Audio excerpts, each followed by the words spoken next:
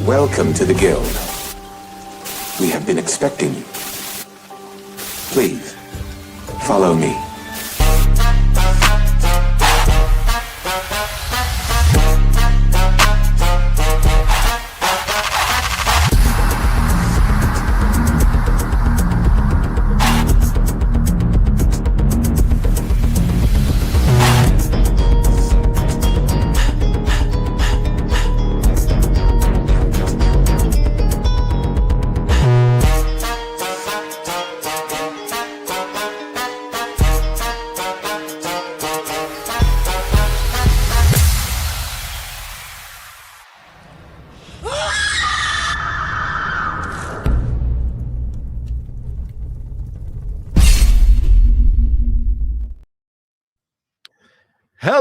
Hello, and welcome to our very latest episode of Night Quest. I am CMoney, and I'm joined by the always lovely Doodle. What's up, everyone? Happy Tuesday. Thank you so very much for rocking out with us tonight. I hope you all had an amazing Christmas. Amazing Christmas. Yes. Let's get it. Let's get it indeed. It's been a minute. It's been a minute. I feel like it's almost been forever. Almost. So far, so long. But yes, we're back at it like a crack addict. It is officially the last. What kind of crack? What? I don't know. You're gonna have to explain to me, Doodle. How many different types of crack are there? Because I'm not a crack aficionado. Well, it's not. At least it's not meth. That's it. No, I don't. You don't get it. Oh, yes. like that crack. Gadong. Oh, you know what I mean? You know what? Listen, I wasn't expecting. No, crack is whack. I'm not talking about that shit. I'm talking about crack is whack. This sounds like one of them old commercials back in the day. Crack is whack. Don't do crack. I like it. Yes, that other crack, Doodle, is always welcome. Yes. I know. For sure. So I don't know why it left my mind when Doodle's on the show. I forgot. I mean, what do you expect? I forgot the way things go down. But it is 2 days. 2 days? 2 days. Tuesday. It's 2 days for Tuesday, sure. baby. It's Tuesday, motherfucking night. That means that is not myself and just Doodle. No! We have our homie with us here, and an extra bonus. That's right. We're gonna go ahead and introduce him now. Right now, you see him, you know him. It's our homie. It's our boy, motherfucking Pharaoh Bazaar in the building. Let's go. Hey, man. How's it been? Merry Christmas. Soon to be Happy New Year. Yes. It's time. New year, new you. You know what I'm saying? Oh, this is the that moment. was deep, see. It's the moment for all you ponies to turn another leaf. You know what I'm saying? Just go ahead. Literally, go outside. Turn a new fucking leaf. Wake up Thursday morning and just put. Feeling like P. Diddy? Damn. No? Okay. I mean, but Thursday morning, wake up and just say, you know what? I'm going to free myself from the shackles of mediocrity. You know what I'm saying? From the ghost of PlayStation. Free yourself. Go do something else. I'm just going to go ahead and be a better person and a better gamer. You know what I'm saying? Like that's what No, we can't do that. It's not possible. No, we can't do that. Not on the show. Well, so much for that. Who just spoke? You may be wondering, well, you guys know him well. That's right. It's our boy, our motherfucking homie, Mr. Broke Boy in the building. Let's go. Or do you now the Broke Boy Insider? You know what I'm saying? It's just for the long old version for those who might not remember the way it went down. But Broke Boy's in the building. Thank you, my brother, for being here, man. Thank Appreciate you. you. How the hell are you? Thanks for having me on. Like I said, I can always just use my gamer tag, one right nut, because the left one was offensive. That's what they told me when I tried to use it. They said it was offensive, and then I used one right. They said okay. So I don't know what they have against the left one. That's right. That's pretty wild. Actually, that is one right nut, correct? Right? Oh, yeah. One right nut. Okay, listen. I mean, theoretically speaking, don't we all just have one right nut? Technically. You know what I'm saying? Technically. Because the other one He is never the said left. the left one was missing. So I could tell you this backstory behind that, but it's kind of painful. It's a dirty story. That sounds what it Nah. sounds like. No, it That's involves a tractor, a hay baler, and a massive amount of alcohol. That is. Oh, That is okay. a lot. That All is a lot. right. Well, listen. I Based think on a I true say- story, just not mine. Based on a true story, just not mine. Gotta love it. Well, guys, thank y'all again for being here, man. Thank y'all for rocking out with us. We're gonna have a fun show. We definitely have like a lot of different topics that we're gonna be able to jump into. But of course, it's the end of the year, man. It's our last show of 2025. So we all came prepared with our personal top 5 games of 2025. We could have a nice discussion about them. And it's going to be a fun time, man. And you guys can get involved too in the chat. So definitely going to be fun. But there's a lot of other things, RAM shortages for next year. The dude from PlayStation who has like many different angles of how he talks. But this time he said, you know what? There should just be one platform. That's it. Everybody get together, make one box so that all the games can be played on that one platform. Who said this? The PlayStation dude that they dragged out of the building. Mm. Yeah. Sean Layden. Yeah, Sean Layden, our boy Sean Layden. He He didn't get a cookie. one console for all. Even mean though the- he You was know saying why that he believes exclusives that, were important though. at one point, and then they're not important, and then it's not, and it's yes, and it's no, and it's like shut the. Who knows what's going on? But we're gonna talk about it. We're gonna talk. You mean about it. You mean the same guy who during the ABK hearings said that consolidation in the gaming industry is bad and worked for motherfucking 10 cent? Yes. But now it should all consolidate into one box, is what he believes. But that's okay. We're gonna talk about it. It's gonna be fun. And there's a lot of other shit that we missed that we didn't talk about. So yes, but before we go in on the show and saying what's up to everybody as we do every time, I do want to take one quick moment, and I don't want to stay too long on this because I want to move forward and be excited. But I think it is good to pay some respect to the fact that we did lose some people not too long ago. That was a little shocking to me. One was the homie Lamar. He's a YouTube personality, YouTube content creator, very, very big. Has an amazing channel. He's really cool unboxings. There's so much stuff that he's done, and I really enjoyed this channel. And I had the pleasure of actually meeting him in person this past summer at the June Summer Games Fest. And really nice guy, took a photo with us. Very, very cool, man. Got to chat with him for a little bit, and it's just wild that just saw him in June, and then he's no longer here. So RIP to Lamar. And then another crazy tragedy, we lost Vince Impala, the guy who created Respawn Entertainment. Worked on Call of Duty back in the day, Titanfall, Apex Legends. He just took the reins of Battlefield, and his first product of him taking over was Battlefield 6. That just happens to be the most, successful Battlefield game in God knows how long. And he is, he had a tragic accident, and he's also passed. So just wanted to take a moment and just kind of acknowledge these terrible losses that we had this year. And they're in a better place now, and hope they their families just our condolences and such. So but yeah, so that's a very tragic scenario. So I did want to acknowledge that, because we didn't get to, last week we didn't talk on the show. We didn't have the show. So I want to kind of talk about that. But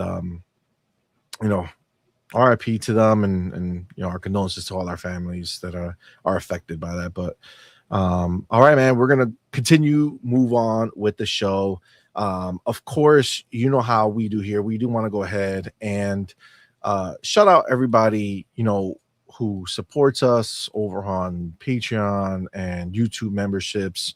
I just noticed that I had the old one running this whole time. So I'm going to go ahead and delete that because those are not the correct numbers. And since this is the last show of the month, this is it. This is all going to be determining who is part of the January. The December champions, right? Or what The this is December November champions So in the January. December champs in January, and These are the November champs. that starts on Friday. So Yes. So are you going to do a year-end wrap-up and go for the get people for the year? that might be a little difficult to go through all that stuff. Because first of all, I don't even know if I've kept all the other ones, so that might be a little difficult. But we definitely gonna have the December chance for you come come. Not January enough 2nd. time. Yeah, it's not enough time. Not enough time.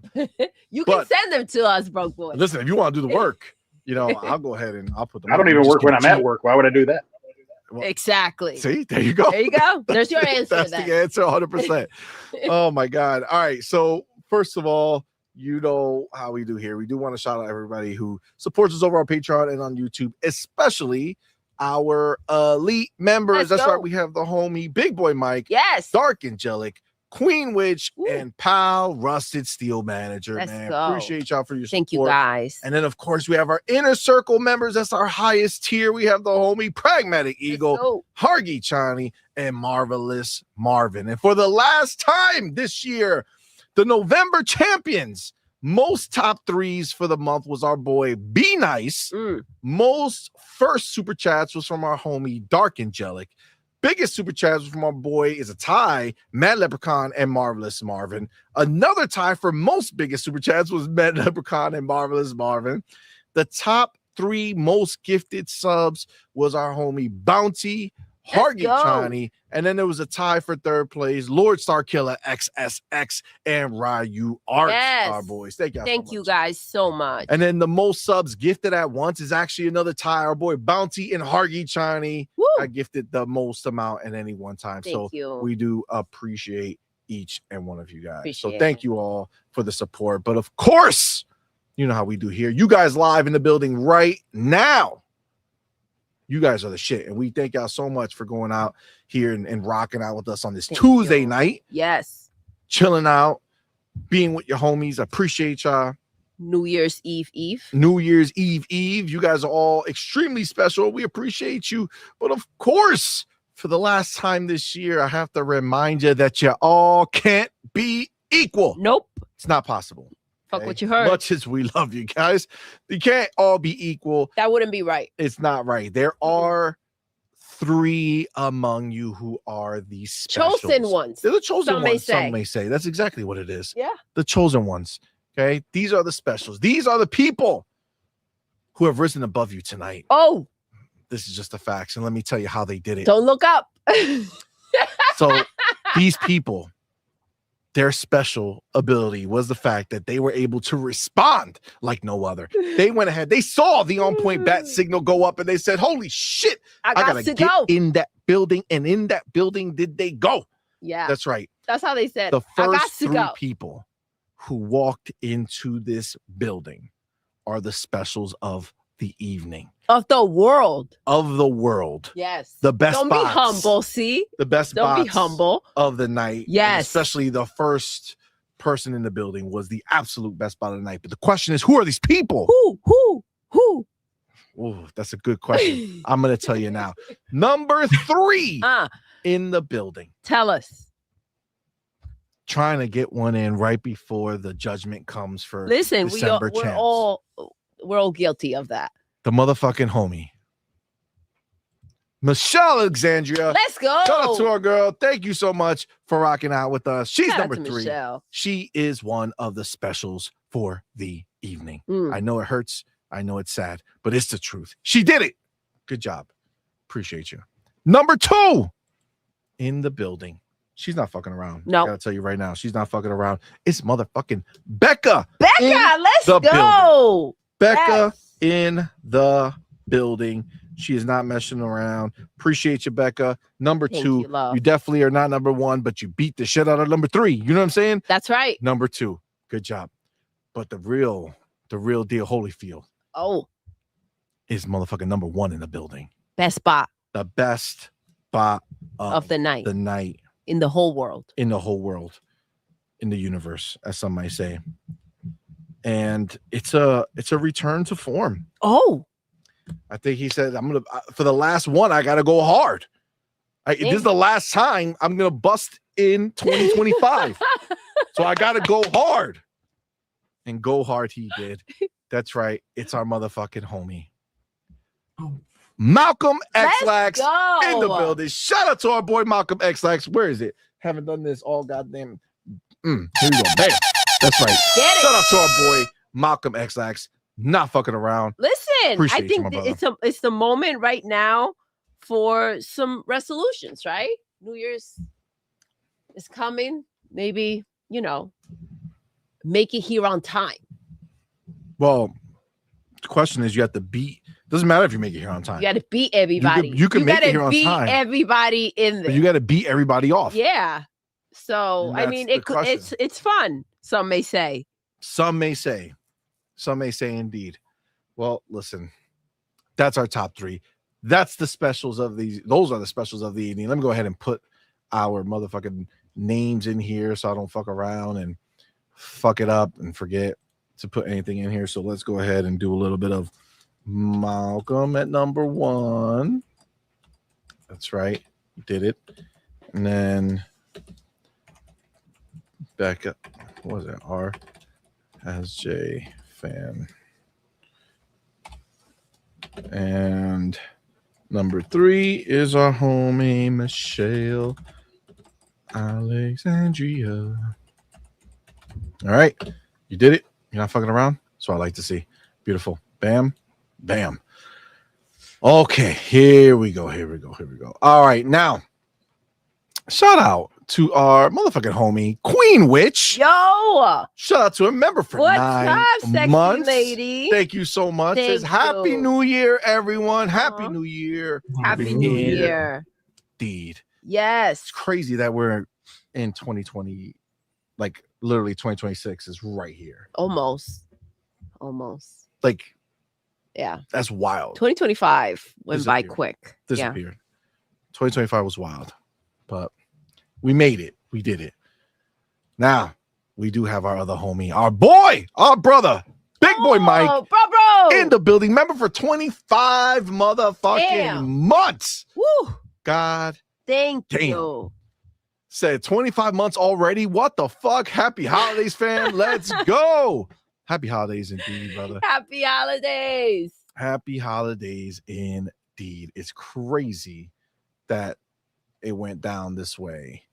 That it's been that long. That's a while. Thank you. It's just crazy. It's just I remember like right up to that point where you could become members of shit, right? We had been trying for so like months and months and months. Yeah. To be able to monetize because our channel had so much stuff in there that we were doing so many different things and they wouldn't let us do it. So we had to like delete like most of our channel. Yeah.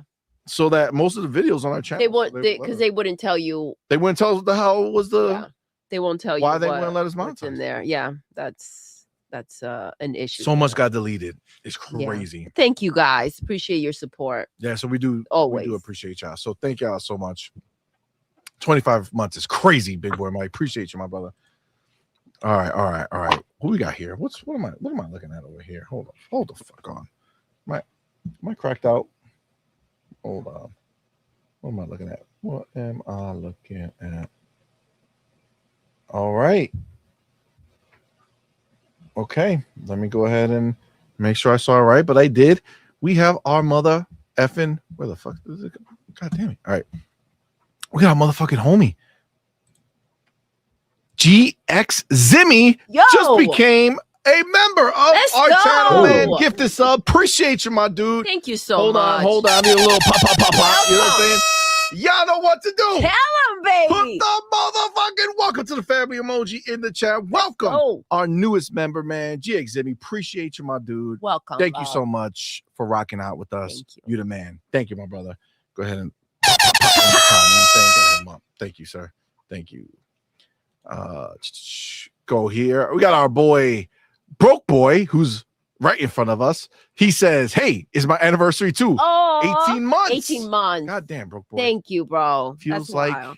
it's been forever, or not forever. Feels like it's been so fast. Maybe that's what I was trying to say. Forever, ever?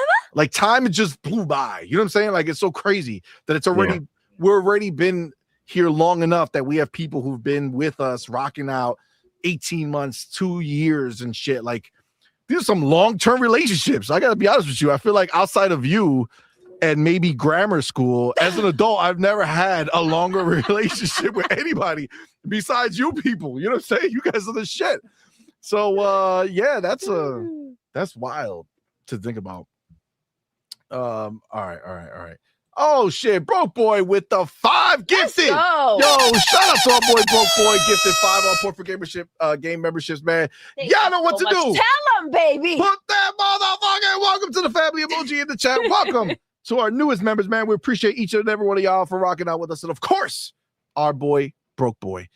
Thank you, my so friend. much. Appreciate you. Y'all know what you got to do in the chat. If you're a member right now, go into your emojis. Go find that motherfucking FB. He's live right here. You know, Tickle, tickle. You give him that tickle. All right, go ahead and give him that FB in the chat. Look, Make him feel look good. at You him. see? He's feeling good. Them. He's feeling getting good. them. You got to give it to him right. All right, don't disappoint. All right, you got to give it to him right.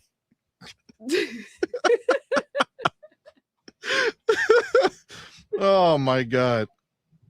Oh, that's hilarious. That's awesome. All right. That being said, not to be outdone, my boy, motherfucking Ryu Art Let's in go. the building. Went ahead and up, gifted bro? 10 on point for game memberships, man. Woo! Shout out to our boy Slide Ryu it Art. through. Slide it through at the last show of the year. He ain't fucking around. He's like, I'm gonna submit this shit. Shout out to our boy. Thank you so much, my brother, for the support. Y'all know what to do. Tell them, Put baby. that motherfucker. Welcome to the family emoji in the chat. Welcome our Let's newest members, go. man. We appreciate each and every one of y'all for rocking out with us tonight. And Woo. of course, Tickle, tickle, thank you for Ryu the Art. support. And Ryu Art, thank you, my brother. Appreciate you, my friend. And you guys Thank know you. the drill. Thank you, fam. Drill this man with that FB. You know what I'm Oh. saying? Give that FB emoji in the chat. Make sure he knows what's going on. He needs to feel it right now. So hit him up and do the right thing. Appreciate you. Oh shit, motherfucking Broke Boy's back Let's go. with another 5 all point for game Woo. memberships, man. Shout out to our boy Broke Boy. He Thank said, you fuck so it. much. I ain't going out like this. I'm matching it with that 10. Thank you, my dude. Appreciate y'all. You know what Drill it is. it in, babe. Y'all know what to do. Tell Put them, that baby. motherfucking welcome to the family emoji in the chat. Welcome our newest members, man. We appreciate each and every one of y'all. And Yes. again, I don't know if Will can even take any more. I Well, don't know if Broke Boy could do it, but if he can, listen. give him some more FBs in the chat. You know what I'm saying? You got to do the right thing. Y'all lucky I'm not a member. And he added one more. Because listen. That's 6. Broke Boy, I can't do the whole thing again. All right. You got Tell him. You got this. But give him that FB. He clearly wants it. All right. He clearly wants the FB. Give So it go to ahead him. and give it to him. It's what he's looking for, man. Appreciate you, man. Thank you so much, bro. Thank Appreciate you. So technically he's at 11. Woo. Right. That's what he did it for. All right. He went and broke Ryu Art Back. Damn. at 10. Like that. So let me go ahead and put that in the shit. Oh. All right, listen. Oh. I can't do the dance again because Damn. you guys are killing it for sure. But Ryu Art said, fuck it. I'll come back at 5. Do So the he said, FB, fuck babe. it. Do Yeah, the FB. what FB? Don't let them down. My Press the button. my hold on. Gotta press the button for Yeah. sure. Oh, you yeah, got yeah, yeah. all in. Shut up to the boy. Flying. He's not fucking. I didn't know how far you wanted me to go. You know what I'm saying? I didn't know how. Oh shit. Oh shit. Oh goddamn! Fucking Broke Boy with another 5. So he's at 16. That's fucked up, Broke Boy. Oh man! Tickle it, babe. Tickle Oh, you gotta it. tickle him. You gotta tickle him. Give him that beat, man. God damn, you guys are not fucking around. Appreciate y'all. You guys are fucking awesome. Let me I gotta update the banner. Thank Okay, I you, gotta guys. update the banner. That's what they're looking for. All right, hold on. Let me update it. All right, I'm gonna go ahead and go here. So you got Broke Boy with that 16. And right you are with 15. Oh man, that's wild. That's hilarious. All right. Thank you, guys. So now that it seems to have settled, I'll do one for all of them. Okay. That way Oh, it counts everybody all at the same time.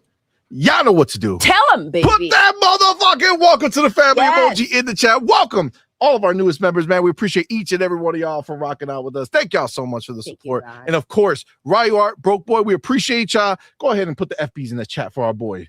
Okay, go ahead and make sure they both know how you feel about him. All right, let it be. It's a beautiful thing. It's a beautiful thing. Let it flow. You know what I'm saying? Let it flow. Let it flow. Let the fingers flow. This, you gotta do it right. You gotta do it I right. love that song. Let it flow. Let it flow. Oh, let it flow. Let it flow. But, I saw Broke Boy's out. He tapped out. He said about 16. I'm done. That's good. You're a good man. Thank you, brother. All right. Who else is in the building? That's what we need to find out. Okay. We gotta say what's up to our peoples. Who? I see the homie user for games in the building. Oh, Shout out to you, man. Thank you what's for being here, my good? brother. Mick Kumar in the Amit, building. What's up, man? Thank you for being here, brother. Toe Tag in the building. What's up, man? Appreciate y'all. Appreciate y'all. I love how they both went into the mobile one. They were like, what the fuck? And then they came back to the non-mobile one and wrote it again just to make sure that it was seen. So shout out to you guys. Appreciate it. I see E-Ranks in the building. What's up, man? What's good? I be seeing E-Ranks. He be playing fucking Arc Raiders. Okay. Yeah, I've seen him in the streets. You're loving that game. I am loving that game. I did I think Madman also too. Yeah. He's liking it. Yeah. I was in I was a little put off by certain things. It's beautiful. It's a beautiful game, but no, it's all right. Listen, you know, yeah. feel what you feel. Extraction shooters are too busy for me. I just need to point and shoot. Honestly, it's crazy because like I don't do a ton of shooting. Like I shoot these robots, but most people are really cool. Oh, we man. know what you shoot. It's just not the gun. Oh shit. Those are facts. Yeah. How honestly, many kids you got again? 6. See? Yeah. We do our thing. I will say that I really the entire time. So I've basically right before Christmas, I gave in and bought the game. And the entire time, no one has. I shot one person the first time I started playing, but I didn't kill him. He just started running away saying, I'm a friendly. And I was like, oh, okay, cool. Like, I didn't know. I've been reading all the shit. People are telling me that the game changed. Everybody's out to betray you and backstab you. And I was like, I don't know, man. Seems crazy. And then turned out that they weren't. I met a lot of cool people playing this game. Everybody was pretty chill. Some people, you meet them and you kind of rock together for a while. Some people just cross paths. Now when no foul. Now when you play with me, I'm always ready to shoot. So that's why you got to be, got to be careful. But with Madman, when I played with him, we did come across 2 people who waited for us to kill a bunch of these fucking robot bastards and then popped out of nowhere and murdered us. Wouldn't have happened with me. It did happen. But yeah. It did happen to us. Just it's not the rule. You know what I'm saying? It happened once. Yeah. Every other time. And I've played for, like probably 14 hours by now. And it's pretty chill. So yeah, I'm loving it. I don't know how I got here, but that's okay. Oh, because I see E-Ranks playing it. I see Outward Lyric in the building. What's up, man? Thank you for being here, brother. I see Jonas, the motherfucking dad, in the building. What's up, man? Appreciate you. Thank you for rocking out, man. I see Be Nice in the building. What's up, fam? Appreciate you. Moggs E. What's up, homie? Wade Johnson 1. What's going on, man? Bounty in the building. What's good, Bounty? What's up, man? Thank you for being here, bro. Thank you for being here. Thank you. I like this message right here. You got GX Zimmy, newest member, said, I bought my girlfriend an Xbox ROG Ally X, and now she has more games than me. Let's go. Shit. Oh, no. And now games more than me. Nice. Dope. That's fire. That's a great gift. That's an expensive gift. That's a nice girlfriend? gift. Yes. Shit. She better stay your girlfriend for a while. That's expensive. The fuck? You stay with me now. You better.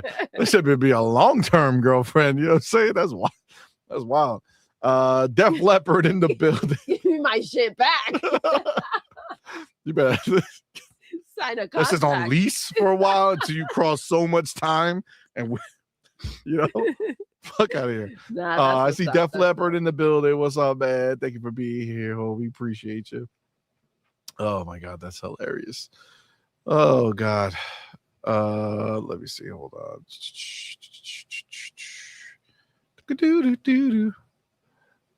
All right. Oh, look at that. See, he says E-Rank says he's about to log into Arc Raiders right now, actually. Yeah, because that shit is fire. Have fun, bro. It's a banger, bro. It's a banger. It's kind of is what it is. I really didn't know. But fun fact, we're about to talk about. I suppose that's one of I his said top top games 10. then. I wrote the wrong fucking thing. Top 5 games. I know I said top 10. We're doing top. I mean, technically, we could probably combine our stuff, but it's top 5. Let me go here to this. Okay. Boom. Now I should have the correct title.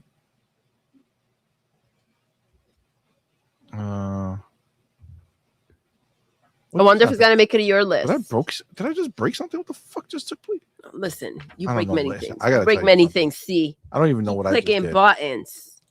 Did I fix the goddamn name or not? Did I? Just want to do no false advertisement. You know what I'm saying? That's okay. I think I fucked it up. All right, fuck them. It is what it is. It is what it is. All right. So yes, the year's over. It's 2025. It's our last show of the year.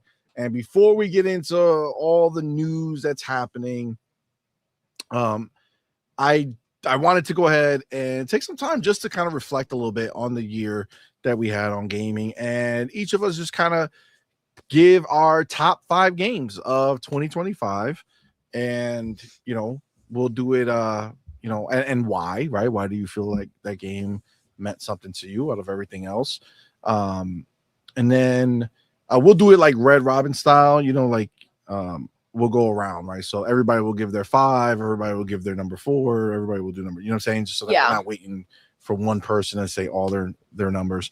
So we'll do that, and then we'll move on with the rest of the show. But I didn't want to get started with this. I feel like this has been personally one of the best years in gaming. Absolutely. Just so many different types of games, different genres of games, different tiers of games that came out. Big games that were made by small people, games that went on to win crazy awards like Claire Expedition 33. And there's just so many games that when I was putting my list together, I kind of forgot about a lot of games that I played, and not because they were bad. It's just so many games. Yeah, it was it's a tough year to kind of like pick favorites with the variety, the selection that we had. Just a lot so of many. Very well made games, by the way. It wasn't like just a crowded year for the sake of being crowded. Facts. I feel like a lot of them made a big, left a big stamp. Yeah, left their mark for sure. And the crazy shit is a lot of the games we have to thank Microsoft for, right? Xbox Agreed. delivering some fantastic games this year, large amount of games. So I'm very, very happy with the output that they've done this year. So let's go ahead and let's get started. And you know what? As our boy Broke Boy's here. Let's get started with you, man. Why don't you start us off? Give us your number 5 game of the year and tell us why. Well, my number 5 this year actually came out in December of last year. Ooh. But I ordered a special edition that I didn't get until July of this year. Oh, wow. Nice. It's a long time. As a side note is I have not even played this version of the game yet. I played the OG version. I played the OG version back when it released in 2002. Oh, okay. So based on one of my favorite John Carpenter movies that's ever been released. Okay. The Thing remastered. Oh, holy shit! That's a cool game to have on the list. So I have not played that. Third-person survival horror. Really? Was it a great remaster? Did they do a good job? I remember loving the game. I haven't played the remaster yet. Like I said, I played the OG back in 2002 when it released, and I remember loving it. I remember it. Yeah, I think I actually played that one on PC. Nice. I can't remember which platform I played it on, but I remember loving it at the time. So what? So Just what ru- about it versus everything else you played this year made it crack your top 5? Just the nostalgia factor of it, or pretty is it much, actually... like I said. But it's fun because it follows the game pretty well, or follows the movie pretty well. And as I've mentioned several times before, I actually met John Carpenter this year and talked to him a little bit Oh about it. shoot, that is a movie. Yeah, the thing. Oh yeah, Yeah. movie is awesome. Got Kurt Russell in it. Yeah, that's wild. All right. But yeah, Nice. thanks to the nostalgia factor and the movie factor. Like I say, it's just one of those movies / games that I remember loving at the time, and I've got it queued up. But unfortunately, I got stuck playing today and yesterday the game that will probably be number 3 on my list. So Nice. All right, that's what's up. Nice pick. I like that. Yeah, I was gonna go to Farrell, but I don't know. I don't think Farrell is there right now. Oh, Farrell is there right now. What's up, brother? All right, man. What is your number 5 and why? Number 5 game of the year. I didn't rank them, but I can rank them in my head real fast. My number 5, I'm probably gonna go Hollow Knight. Ooh, Hollow Knight. Yeah, Hollow Knight would be my number 5. So you finally got to playing it? No, I played it when it launched. Okay. I've been mainly playing it on a handheld. Nice. It was between that and Keeper. I think Hollow Knight has a little bit more depth in the gameplay. But I like the music with the game. I like the different ways that you have to like think about how you got to combat your enemies, especially the bosses.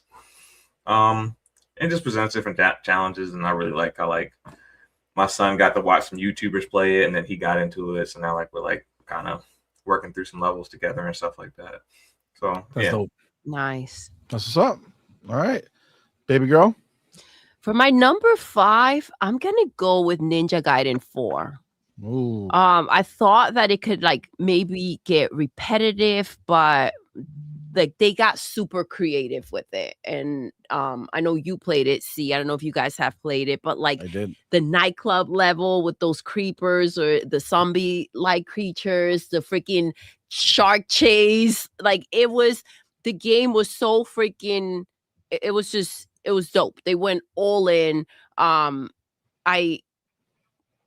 The combat was so smooth. I love the selection for the weapons, and it's crazy because like I would feel like, okay, this weapon is it, right? And you want to like every time unlock all the you want to unlock all the combos and everything, and then you're like, oh wait, hold on, not this one that I just unlocked. That's it. That's the one. And it turns out that all the weapons are freaking fire, and the game is just absolutely stunning. The splashes of the bright colors, like that stark contrast, it's so stunning when it's done right, when it's done well, and they do it well. And it's wild because when you do see a game that's trying to pull that off and they don't, you realize how difficult that is to do. And they do it so well in this game. For sure. Yeah, that will be my number 5. That's dope. Yeah. Ninja Gaiden was actually really good. Yeah. And it's funny because when I put together like my top 5, it's just wild because like so many games could easily be on that list. Been in that list. Yeah. You know what I'm saying? Like it really is more of just like trying to narrow it down to like something that impacted me the most, I guess. But for me, my number 5 is South of Midnight. Ooh. South of Midnight for me is that game. And it was just a phenomenal experience, man. I feel like the story that they told was so well done, and then all the interlocking stories that added up to her main story were so well done. The music was amazing. I love the graphics. I think the art style was crazy. The whole idea of the stop motion that they did was phenomenal. I know some people turned it off or whatever. Like we went back and forth with it. I prefer it on just because it gives it that unique aesthetic. Yeah. It really was a phenomenal experience. Great platforming. It was just a fun game all around, man. Great story. Everything was just top notch. So for me, it definitely deserved a spot in my top 5 because it was unique, and it really felt like they were trying to do something different. And I think they did. I think they did a great job doing it. Yeah. All right. So before we go to number 4, I have to go to Outward Lyrics. If you guys want to share with us your top 5, you can do so as well. But he says definitely my number 5 is a live service game in Marvel Rivals. Oh, Marvel Rivals is Nice a one. game that I literally have not played at all. I downloaded it once, never turned it on, never hit play on it. So I have no idea if I would ever like that game. But I've seen a lot of people loving it. Yeah. I tried it once. Like I say, it's the hero shooters to me are kind of like the extraction shooters. It just there's too much button mashing and stuff. Because when I play, it's like jump, crouch, shoot, jump, crouch, shoot. I don't want to jump left button, right button, and do everything else to get involved. Those games just too involved for me. Because when I play games like that, it's just point and shoot. So. Yeah. I always play those games. I do understand as a shooter. I understand the feeling. Right. Yeah, like when I play Overwatch, like I choose the guy who just has the gun, and I shoot the gun. Pretty much what it is. I'm not like I'm not a fancy person when it comes to that stuff. I think I'm like you, Broke Boy. I can't figure out all the moves and such. I can't get good in those games. Apparently, that's probably the real answer here. But that's the real reason. That's the real reason I don't like it. Yeah, because people fucking slap you up, and you're like, "What am I doing?" And not in a fun way. Fuck that. And they won't do it in a fun way either. Yeah, see, Our Lyric says they have somebody like that. His name is the Punisher. There you go. That's Punisher. What I would be playing nonstop. The Punisher. If I'm going to be punished, it's not going to be in a game. All right, Bro Boy, what is your number 4? My number 4 is actually I got a tie between 2 games because these are my family games. I play 3 or 4 times a week with families. It's just time to shoot the shit, catch up with each other, see what's going on, and stuff like that. So live service games, as the other one as he said, but mine is going to be Rocket League and Black Ops 7 / Warzone. It's just the fun. It's just the fun games we play while we're talking and catching up and shooting the shit. Seeing how everybody's doing, but it's a 3 or 4 night a week thing. So basically, is your cozy game? Yeah. Like I've got I think my last check was like the True Achievements thing said I had like 780 hours on COD this year. Nice. So it's usually Rocket League for about 2 or 3 hours, and then finish last 2 hours on COD. Well, it's just fun and no thinking involved. And the fact that Warzone actually introduced their casual mode, that's fun too. Because I usually got my ass wiped to playing regular. As a casual mode now, what does that mean? Yeah, it's half and half. It's half players, half bots. It makes it a lot easier. Like I said, when I play regular Warzone, I get slapped left and right because of all the streamers and all the wannabes and all jump in there and they just try hards. And all the better players. And all the better players. Like I said, I'll get maybe 1 or 2 kills playing Warzone regular, but I'll get 15 to 20 in casual. So listen, it's whatever makes it work for you. You know what I'm saying? Whatever. Again, it's the way we catch up with each other. Yeah, that works, man. All right, Farrell, what's your number 4, sir? I guess I'll go with my cozy game, and I'll go Madden 26. Madden 26. That's my cozy game. So that's my live service. That's the only game that scratches my live service itch. So yeah, I think they did some really good things with improving the playbooks. They've done things as far as adding a lot of plays throughout the year on both offense and defense that changes how you play. So yeah, I'll give them a rank this year. Nice. All right, so the cover guy on Madden 26, Piero. I've got an autograph. Saquon Barkley? Is it Barkley? I've got an autograph. You buy it digitally now. Yeah. I've got an autographed rookie jersey.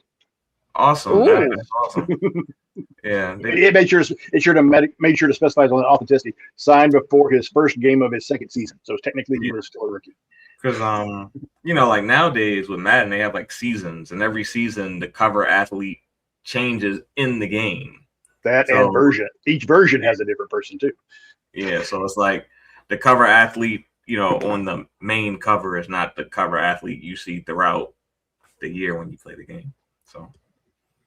So Madden 20, because honestly, I haven't played Madden. I don't even remember when. I gotta tell you, I don't even remember when was the last time I played Madden. And I was a big NFL 2K fan. And then once that went away, I started playing Madden a little bit, but I just don't follow the sport enough to care too much. Like I like the game of it, right? Like I do like playing it because I like playing the game of football, but it just doesn't, like, it's not part of my consciousness. But I know that they normally are always complaining that it's barely an upgrade. Was this an upgrade year, like that it felt like a legitimate difference from 2025? I think it was an upgrade. They added things like the switch stick. They added custom zones. Just a lot of different things that allow you to play the game differently than you could in previous years. So they have done a lot. And they had they improved how you can adjust your pass protection.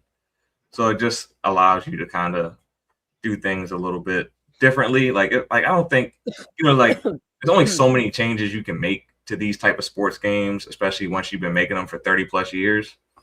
But I think they do make little tweaks and tune-ups that make the game better. See, to me, games like Madden, the sports games, I know they're technically live service, but these should be subscription games. Because basically every year they give you one or two upgrades, but basically you're paying for updated rosters, stadiums, whatever. Yeah, it would probably save them money if you just paid $80, but they didn't have to relicense a new year every year, and but you could still pay this, the same price. Or even something like pay us $10 and we'll give you the new rosters.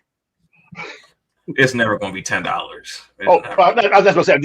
Just for a new roster for $10. Yeah. Not for, no, but do you think they can get away with just doing it as a live service? Like I said, technically they are live service because all the Madden cards and all that stuff. But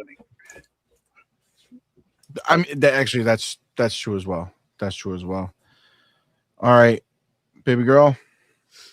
Number 4. Number 4 for me, I'm gonna go with Gears of War Reloaded.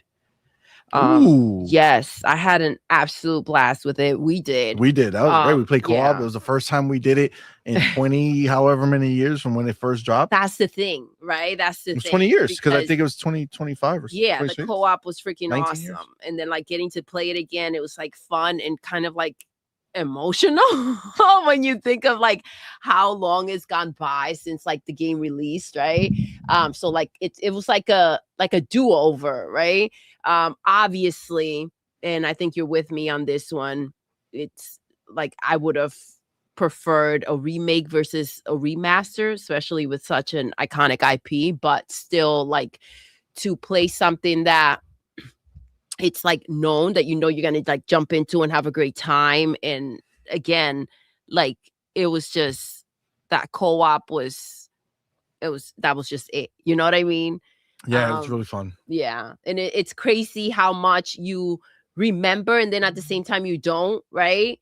So it was really cool. It was really cool to get back into Gears like that. Facts, 100%. I'm definitely I definitely feel like Gears, they did a good job bringing it forward. I think it looks really good. And all it did was service to get me super hyped for E-Day. That's the thing. That game is going to, what we've seen of it seems like it's going to be insane. And yeah, that's a sweet spot to go ahead and have a to-date version of or next gen version of Gears. That game's going to be insane. Agreed. All right. Number 4 for me. Yes. Listen, I have to give it credit where it's due. It's not, I know we're ranked everywhere else, but for me, my number 4 is going to be Expedition 33. Oh, okay. I think Expedition 33 is a very well done game. I think the highs for me are really high with the story and the combat. I think it's all really, really well done in that way. And it's I don't know, it's a game that when I'm playing it, I feel like I'm playing something special. It's weird. But it feels like I'm playing something special when I play it. And it is. I mean, an indie game that has gotten so many nominations, it's crazy. But it is also they did right by it. Yeah, I think so. It's just something, I think it was really, really well done. I like the combat, love the graphics. I think they like visually, it's a very beautiful looking game. Gameplay, like I said, is very, very good. The things that are a negative for me, I really don't hold it against the game per se, because it's more the genre that I have a problem with than the game. But ultimately, I think it's deserving in my top 5, because I do feel like it is a game that I really enjoy playing. I really enjoy the story. And you know, from having that small team really kind of come out here and deliver big was huge, I would say. All right, so that's my number 4. I do see Outward Lyric in the chat with his number 4, saying that his number 4 is Avowed. Ooh, which I think Avowed's going to be making an appearance in in the chats, but yes, it is a Avowed was actually Avowed was going to be in my number 5 spot, but I decided to put the thing in there instead. Oh snap! Okay. That was wild. But yes, Avowed is fire. Avowed is fire. It is 100%. Let me get real quick. We got the homie Mac22TH54 in the building with that $5 super chat. Appreciate you, my brother. Thank you so much. First super chat tonight. Also, big super chat tonight. We'll go ahead and put you on the banner. But he says, just left Fonz Gaming. Am I still rolling my eyes? I feel like I'm still rolling my eyes. Well, I don't know what was going on, but glad to see you here, my friend. Appreciate you. Safe place now. You're good, bro. Appreciate you, man. Thank you for being here. And then we have the homie 0050595 member for 25 months. Why do I feel like I feel like that name, because that's the actual YouTube name. If you look up the picture, I feel like that's someone else. I feel like that's our boy. Yeah. I feel like I don't. Goddamn these fucking YouTube names. Either way, member for 25 motherfucking months. Thank you so much. You, my brother. That's says wild. whoop whoop made a live stream. Merry Christmas and Happy New Year on Point Crew. Thank you, sir. Appreciate you. Same to you, my friend. Thank you, brother. You didn't for do right by the whoop whoop. Whoop whoop. I don't know what that whoop whoop. You did the whoop whoop. I had to jump in and save you. You know what I mean? That was a weak whoop whoop. I didn't read it. You know what I mean? Of my ability. No, you're right. I understand that. Well, thank you, sir. Appreciate it. Sorry, Zero, that CMoney failed your whoop whoop. Listen, okay. I can't whoop whoop the way that you can. You know what I'm saying? So why even that's true. bother? That's true. You can't whoop whoop as freely as I can. Yes. You just make it happen. You deliver every time. Yes. You know what I'm saying? Always. That's what it is. Shout out to our motherfucking homie, Pragmatic Eagle, in the building. Shout out to you, man. Thank you so much for rocking out with us. Thank you for that $10 super chat, homie. Says, thank you so much. What's effing good, beautiful people? Hope everyone is safe and enjoying the holiday. Daily reminder, don't be a pab. Hit the like button, play games, be at peace. Hell yeah, Pragmatic. That's how we do here. Let's go. Appreciate you, thank you so much. Merry Christmas. Happy New Year. Man. Thank you for rocking out with us. Let me go ahead. Thank you for being a member. We appreciate you, bro. Absolutely. Let me get this in here. Pragmatic Eagle. Okay, done. Beautiful. All right, with that 10. Sweet. All right, go there. Beautiful. All right. Well, thank you, sir. Broke Boy, back to you. Your number 3. Number 3 is a side scroller. Hmm. Another one of those that just came out a couple months ago, but again, special edition that just came in the other day. So I actually started playing it yesterday and getting my ass kicked playing it on hard difficulty. That's It fun. is Terminator 2D, No Fate. Who? Terminator. Oh, Terminator. No Fate. I have props. No fate. But All yeah, right. So what about it, man? Why is it fire? it's side scroller, which I haven't played a lot of those since the old Contra days. So that's going nostalgia on that. Terminator 2, great movie. They actually with the No Fate game, they actually have kind of a little prequel to how it all started. So it makes it even a little better. So, it's just bringing back good memories of a good movie, and it's a fun game. It's if you play hard, whatever. It's one life, you die, you start over.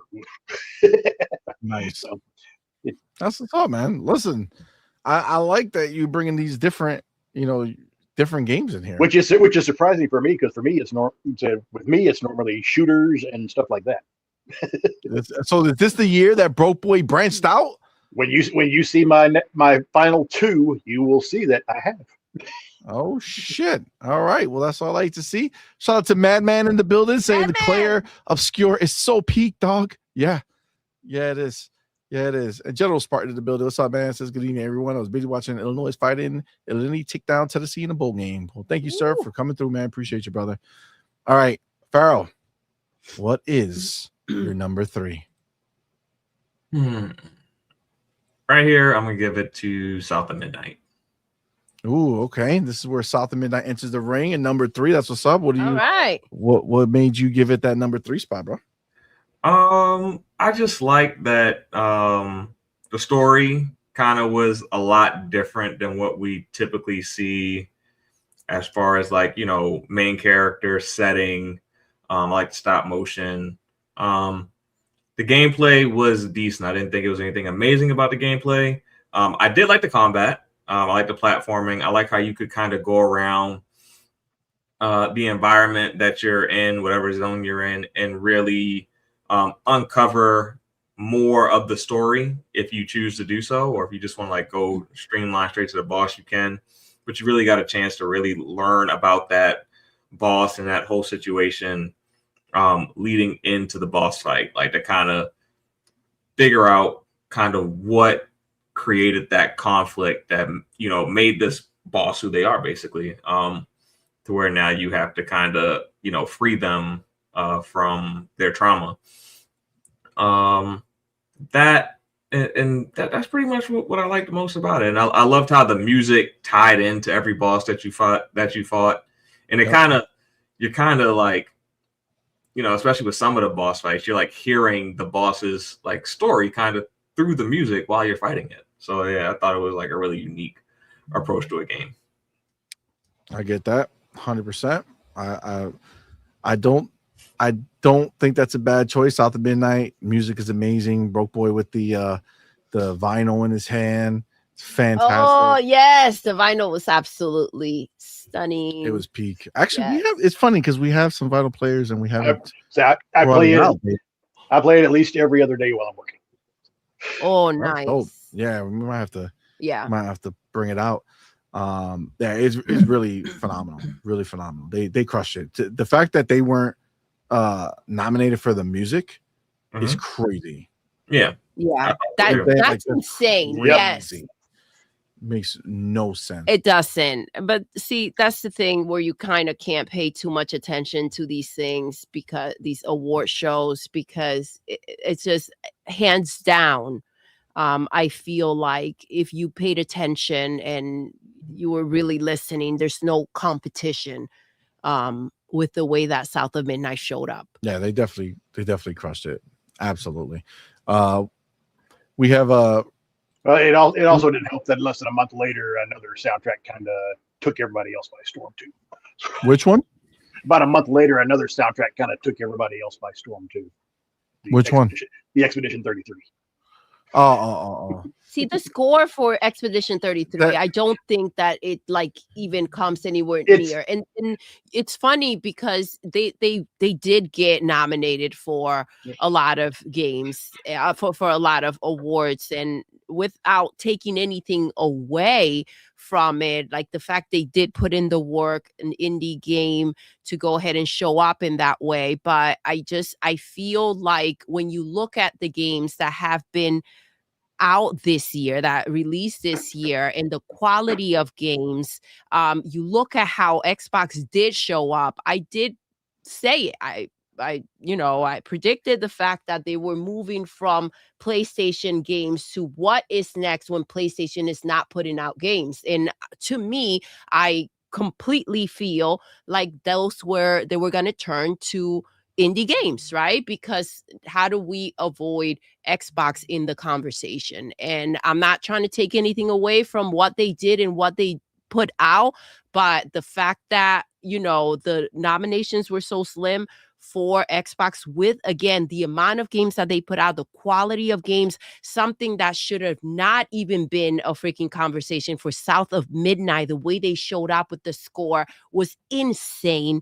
For me, from what I heard with Expedition 33, the music kind of clashed a bit with what we were seeing and what was being portrayed. Whereas in South of Midnight, the movie, the music just gelled within the game.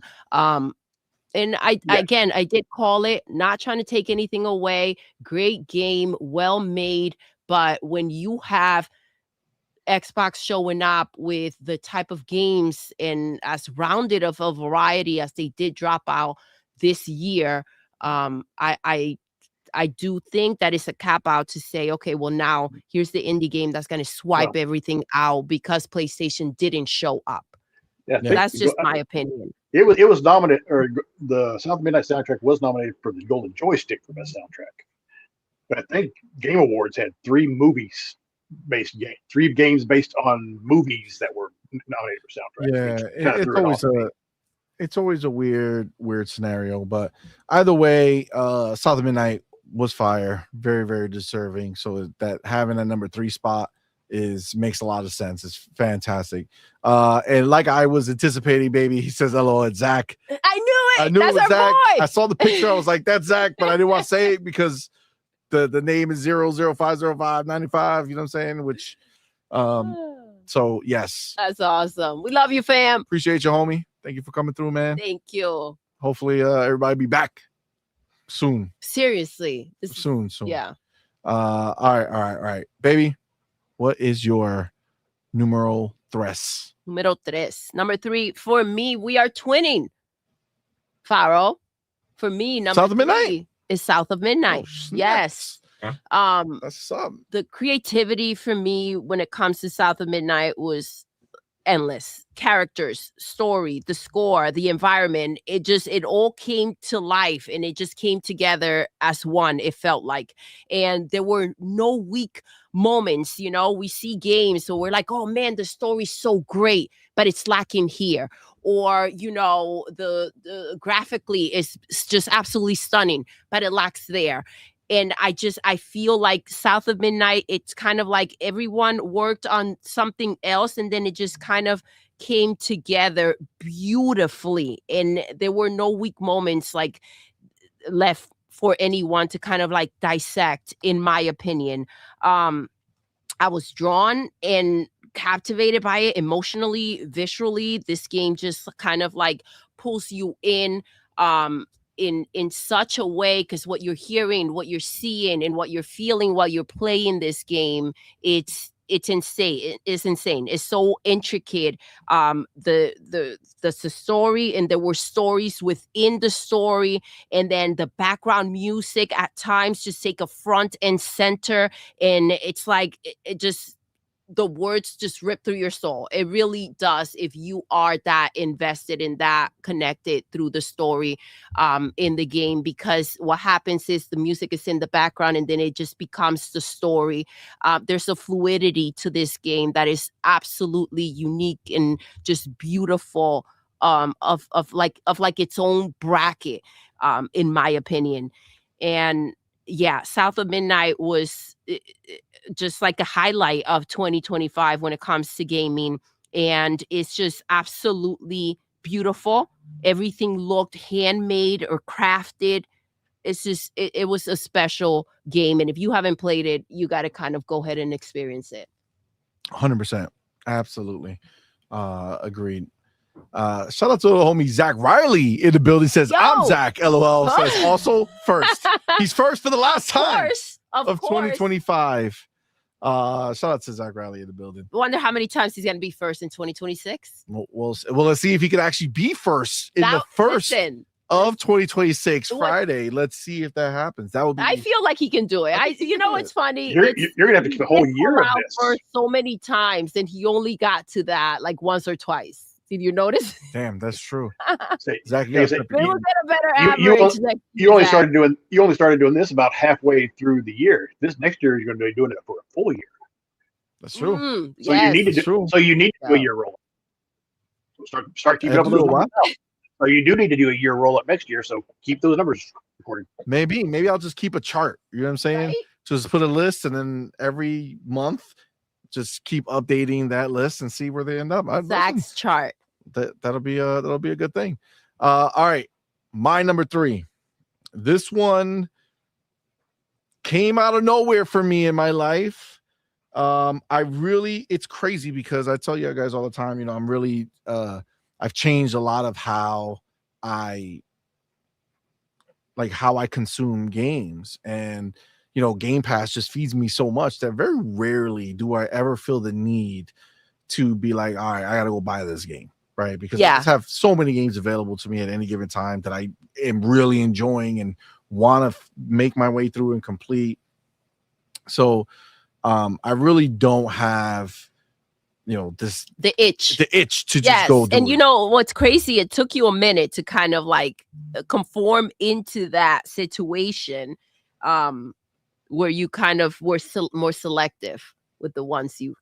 Yeah, agreed. It's just not necessary. You know what I'm saying? It's just not necessary. There's just so much good out there. But that being said, every once in a while, a game comes along that captures the zeitgeist. You know, it happened to me. I got the FOMO, and this is one of the first times that getting the FOMO. Well, actually, no, this is the second time. You can't show those games on here, CMoney. You can't show those games. You can't show those games on here, CMoney. Those are special. Wow. That's wild. It was the first game that I got the FOMO for that turned out good was Elden Ring. Right? I loved Elden Ring. Could not get to Night Rain or whatever. Not Night Rain. Night Rain's the multiplayer one, right? The expansion that I wasted that money on annoys me, but the main game, the first game, loved it, put crazy amount of hours into it, had so much, you know, fun playing that game, right? So I love that one. But this one that made my top 3, I bought right before Christmas. Used my Microsoft reward points. Okay. And just decided I'm gonna do it. I keep seeing people talk about it. I played the beta, thought it was fine, but I didn't really get too deep into it. And then jumping in, man, do I love it. And that is Arc Raiders. I can't, it's so difficult for me to play anything else.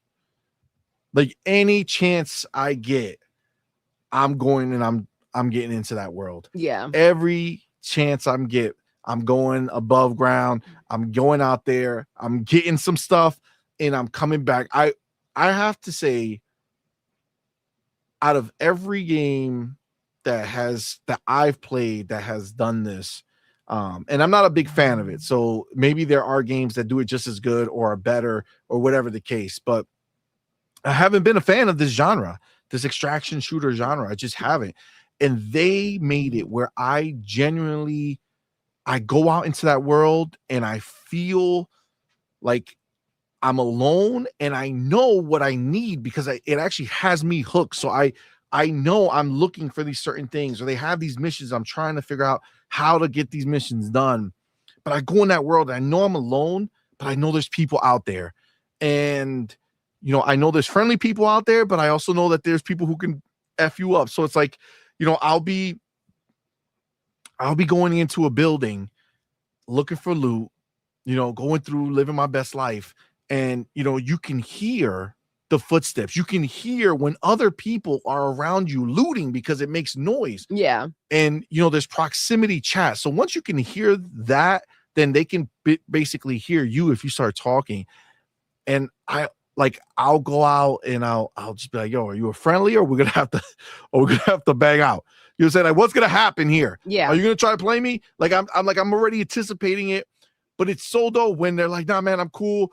And like you just like you're in it together, because ultimately these freaking robot creature things that are out here flying around, or these damn things on the floor wheeling around trying to kill you, they're strong and they will kill you. And if you work together, it's like I don't know, man. It's hard to explain how much I really love the experience. It just, I go out there and then I'm fighting these things. Like I already kind of know how to handle my scenario, but I still die and lose everything every once in a while. But I already know, you know, I'm going to battle these things, but I'm going to be in a building so that I can dodge and weave between things and then shoot back and forth and then kill them. And it just feels so satisfying. And, you know, it's the longer you're out there, one of the coolest things that I think, again, I don't know if other games do this. Okay. But, and no, Pragmatic, not fucking happening. I see you. I'll get to you in a second, but no, does not happen. If you're gearing no, up. fuck Marathon.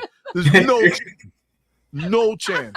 Fuck that game. CMoney, I played Helldivers with you. I kill more of my own team already. I don't need to be an extraction shooter in that game to kill everybody else.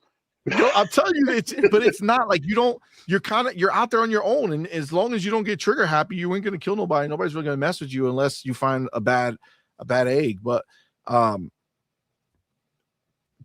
they do, and again, I don't know if this is something that's out there. Other games do it, but when you go out in the world, there's certain extraction points that you can leave from, and then there's other ones that if you have this special key, you could just kind of open them up and bounce, right? But every other one, you have to like wait a whole long time and try to get down. But the longer you're up there, every place that you can leave from has a timer that counts down and it will close. So the longer you're out there, the less options you have to actually leave.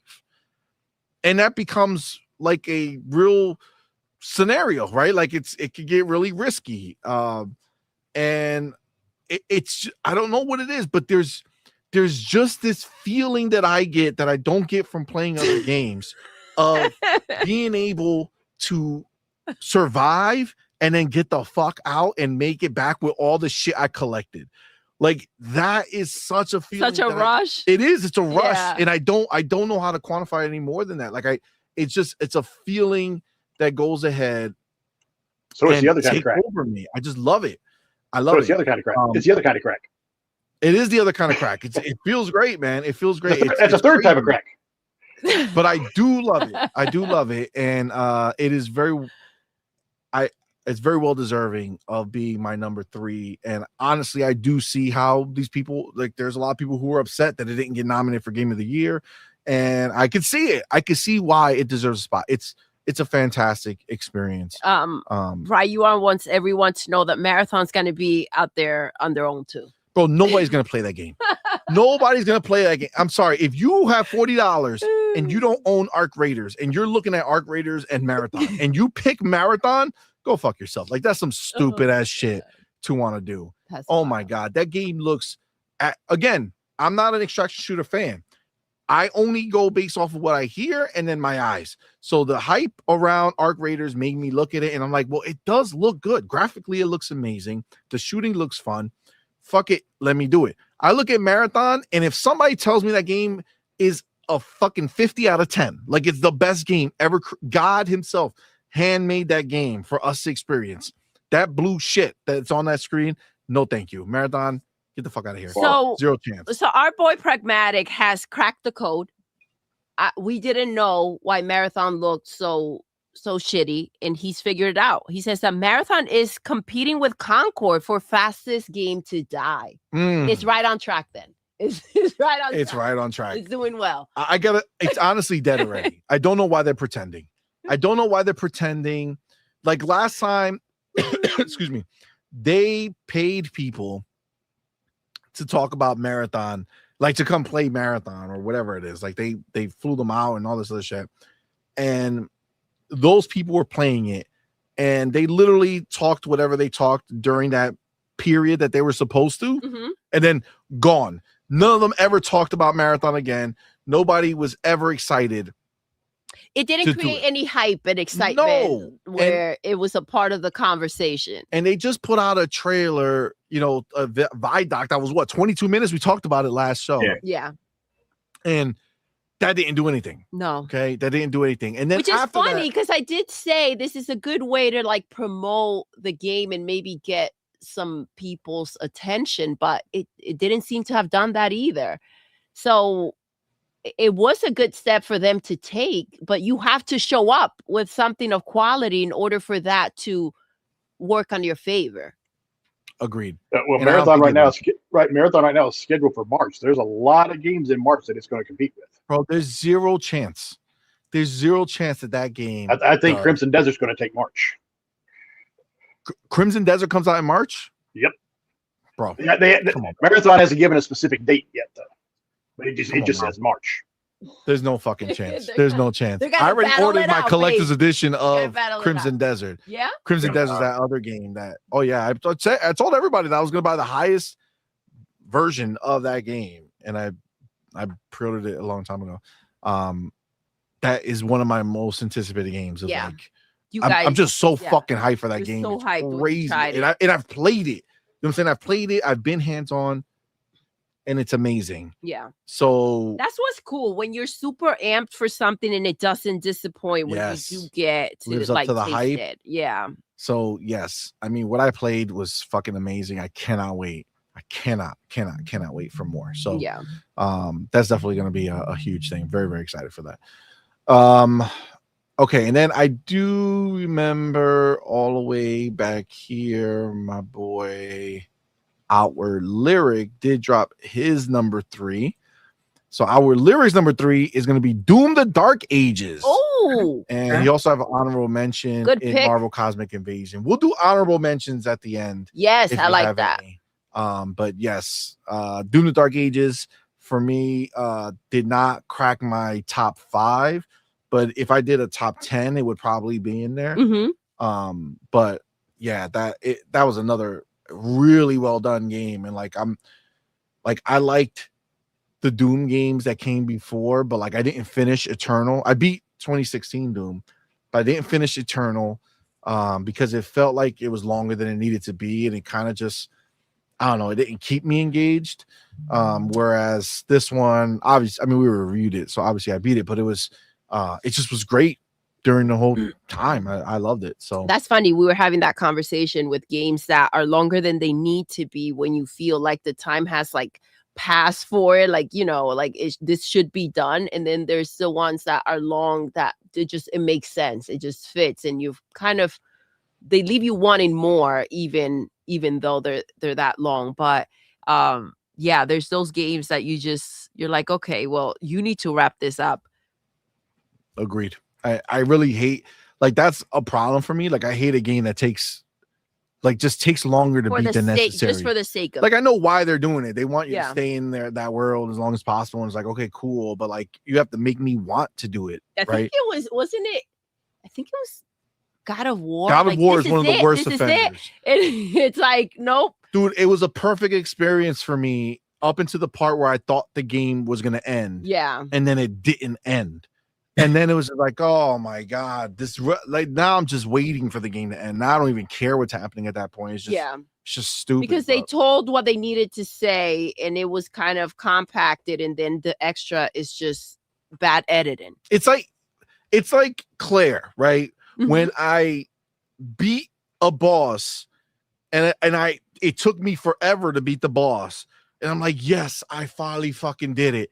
And then some other asshole strolls out like, you thought that was the boss. No. Actually, I'm the boss. And then all the death that I had and all the low health that I have and all the items I used are gone, but I got another battle to fight with this asshole.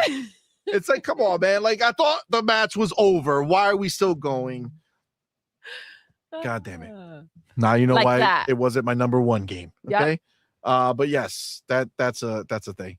Shout out to the homie Zach. Let's go. Our boy in the building. Says this is making me try to remember all the games I played. LOL. Expedition is up there. Love Ninja Gaiden 4 and 2 Black.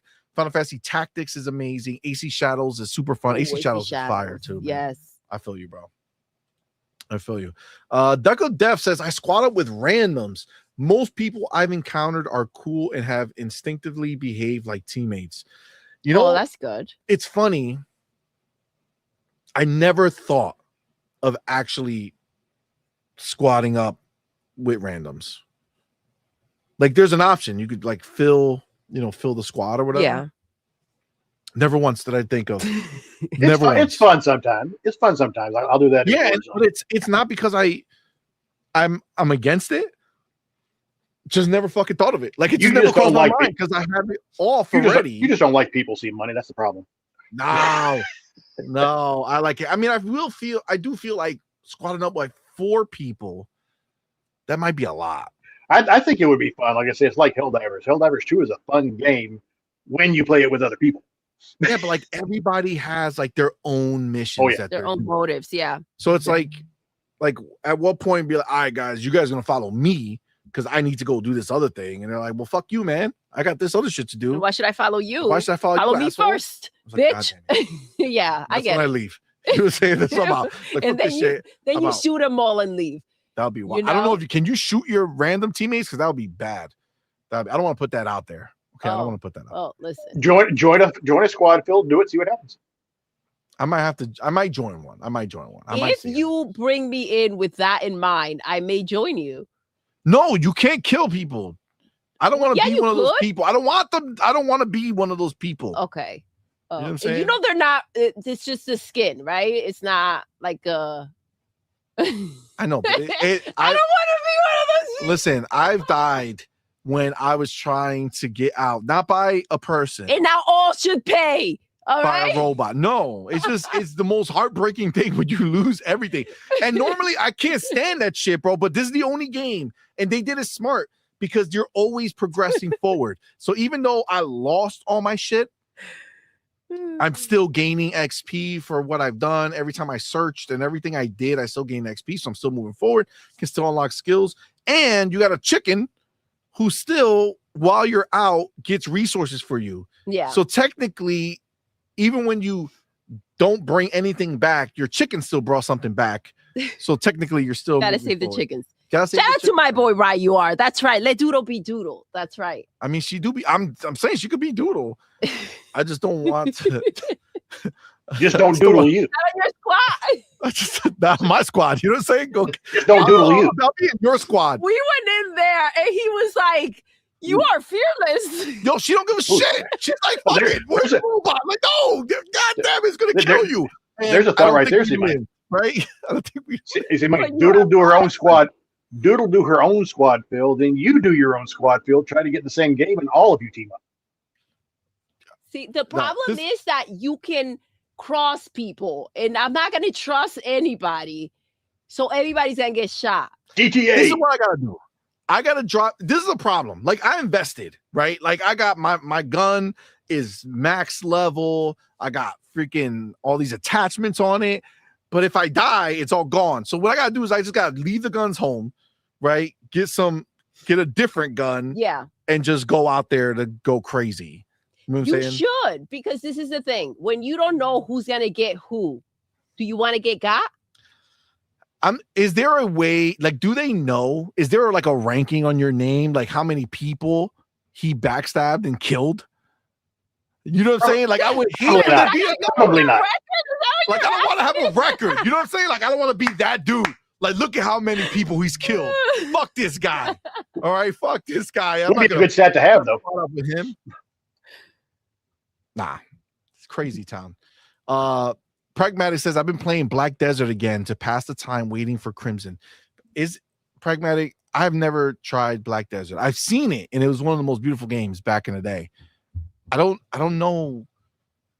Is it worth trying? Like, if I've never done it, is it worth playing Black Desert? I don't know. Looks good. All right.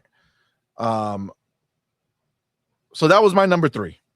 Okay. Ark motherfucking Raiders. All right. Broke boy. We're getting into the nitty-gritty here. Number 2. What is your number 2? Well, my big number 2 was in the toilet upstairs. No. What? Our big number 2s. All right. Oh, that is aggressive. All right. My number 2. My number 2 is Pharaohs and Doodles. Number 3, and I think was your number. Was it 5? Yeah. South of Midnight. Oh shit. Nice. South of Midnight. Number 2. Let's go. And basically, I think we've all pretty much covered why. Like I said, the art style, the music, the story. I didn't grow up in that area, but I lived close to it, so I kind of knew a lot of the stories already, or at least loosely based stories and stuff like that. Like I said, and this one now, while it is a short game, I think it took me 14 hours to beat the story. I didn't 100% it, but 14 hours to go through and do everything. It is. I've been gaming since the Atari 2600 days. This is the first RPG I have ever finished. Granted, it was short. South of Midnight? Yep. RPG? Yeah, it's RPG light, kind of, sort of. Okay.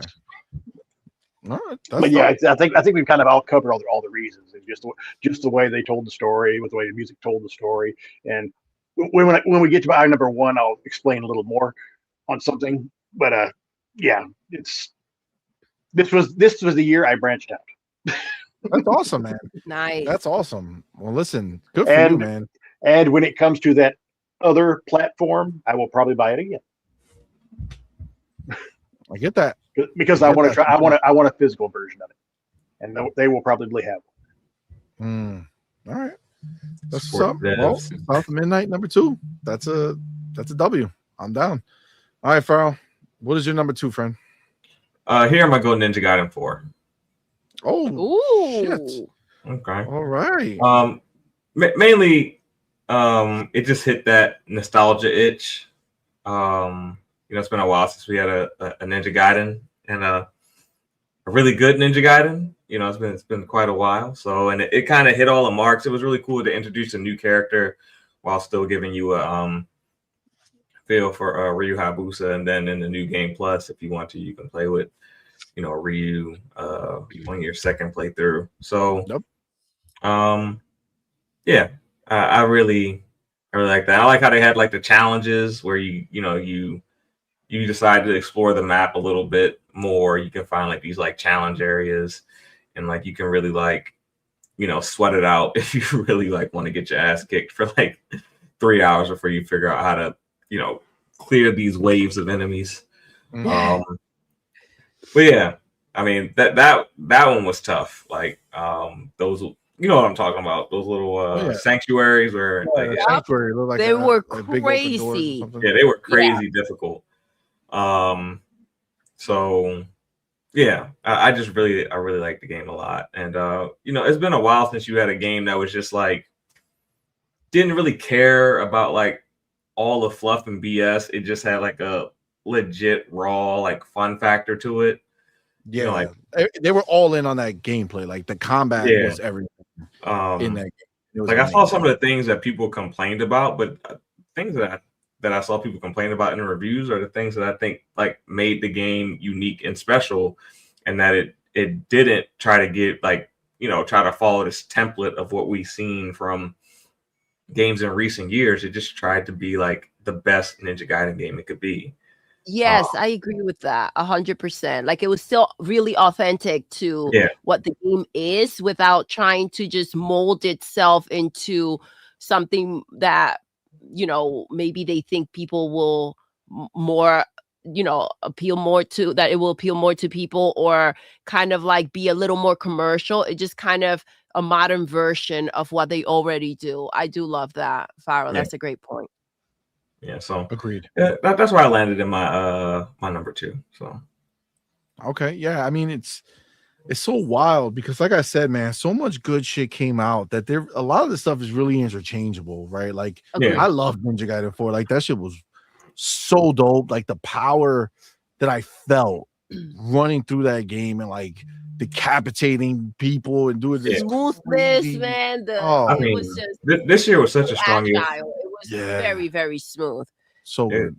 Such a strong year for games. It's just a matter of like what I got a chance to like really, sink my teeth into. Because you get to like, it's like a buffet. You get to taste a whole bunch of different games, but it's only a couple main courses you get to enjoy. So it's like, of the main courses, who are my top 5 type thing. So I agree with you because it's been like, things get busy. There's some games that I haven't had a chance to get into that I can't wait to get into. And like, this is just like without taking those games into account. yeah, because like admittedly, like if the Xbox Ally X, if I had it for a full 12 months, my top 5 Yes. might look a lot different.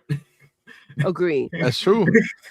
That's very, very true, man. Yeah. That's very true. You can't play everything, for most people can't play everything. So that's why we're doing the personal list, right? Of what Yeah, you can't sit in front of the big screen, all day long as much as we would love to.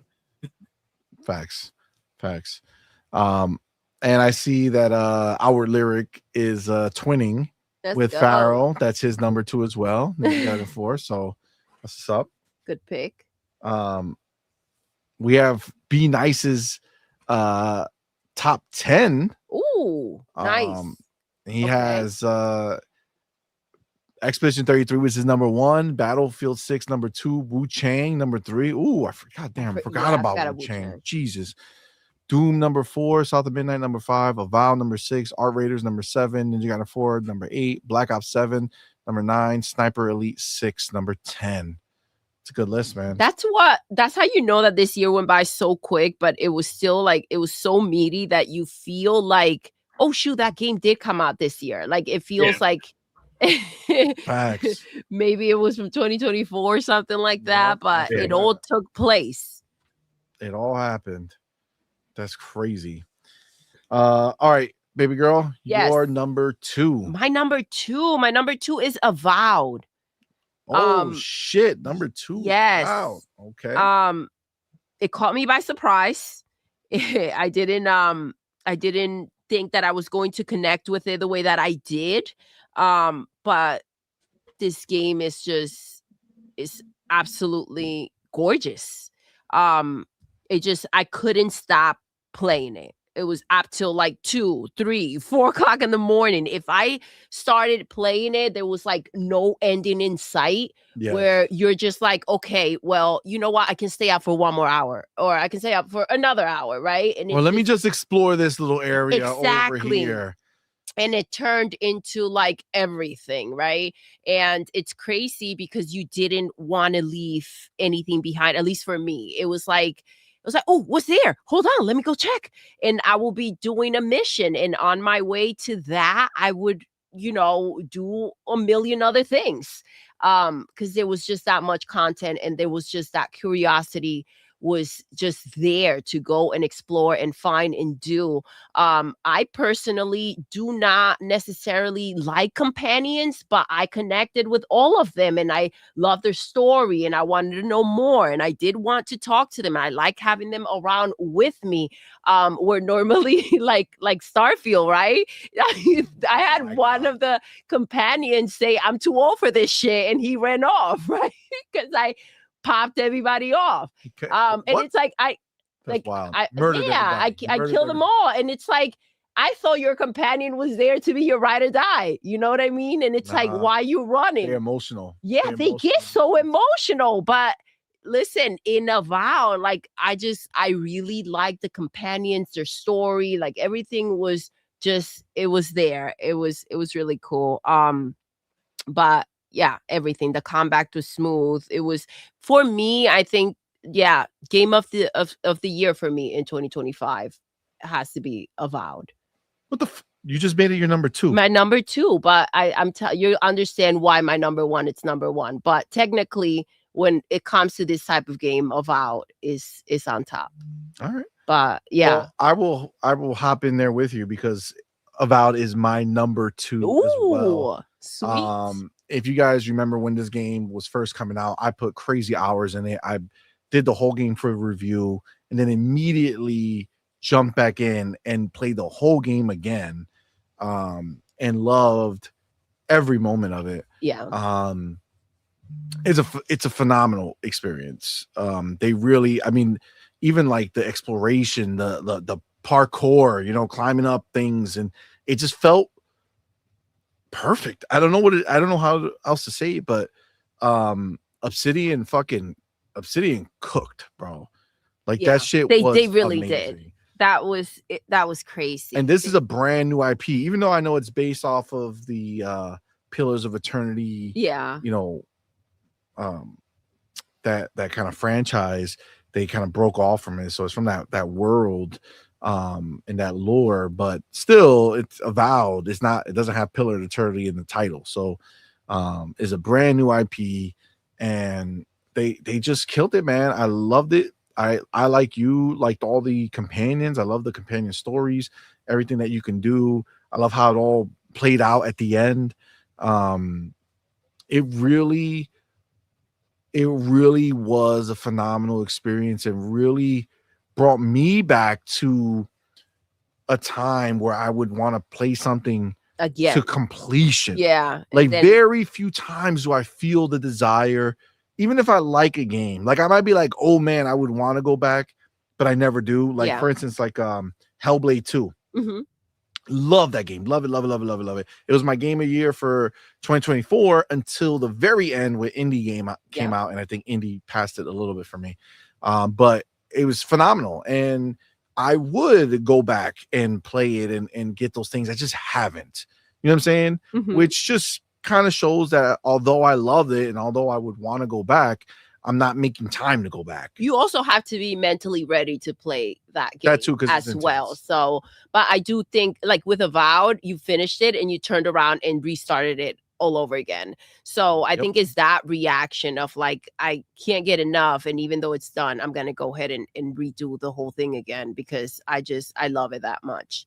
100%. But yeah, that game, and again, it doesn't fall short. Like it's absolutely stunning. It's crazy. You go into, you know, a house or into a cave and it's dark in there. You come out and you have to adjust your own vision, right? You feel like that you were in the dark for a while. Like the lighting in that game is absolutely exquisite. It's crazy. A whole other level. They did cook. It's stunning. It's gorgeous. Like I don't understand how that game is not discussed. I know, it's crazy. Like they don't talk about the it. The music also so grand. Those moments when you're like at, you know, the top of a freaking mountain, or you like it just knows out the time. There, it just knows when to play. Yeah, just certain things. And it was so stripped down to like guitar or something like that, and just an instrument, and it felt so you felt so connected to that moment when you did certain things. It felt so big, so grand. Agreed. Pragmatic, you ain't lying. If it wasn't an Xbox game, if PlayStation made that game, oh my god, how big of a deal that would be. But it's not. We know because we saw some of their games facts. put out there for nominations that should not have been anywhere near that. 100%. Okay, so that was both of our number 2. Now this is the Grand Puma. Number 1. Your number 1 game for the year. Broke Boy. Let us have it. All right, my number 1.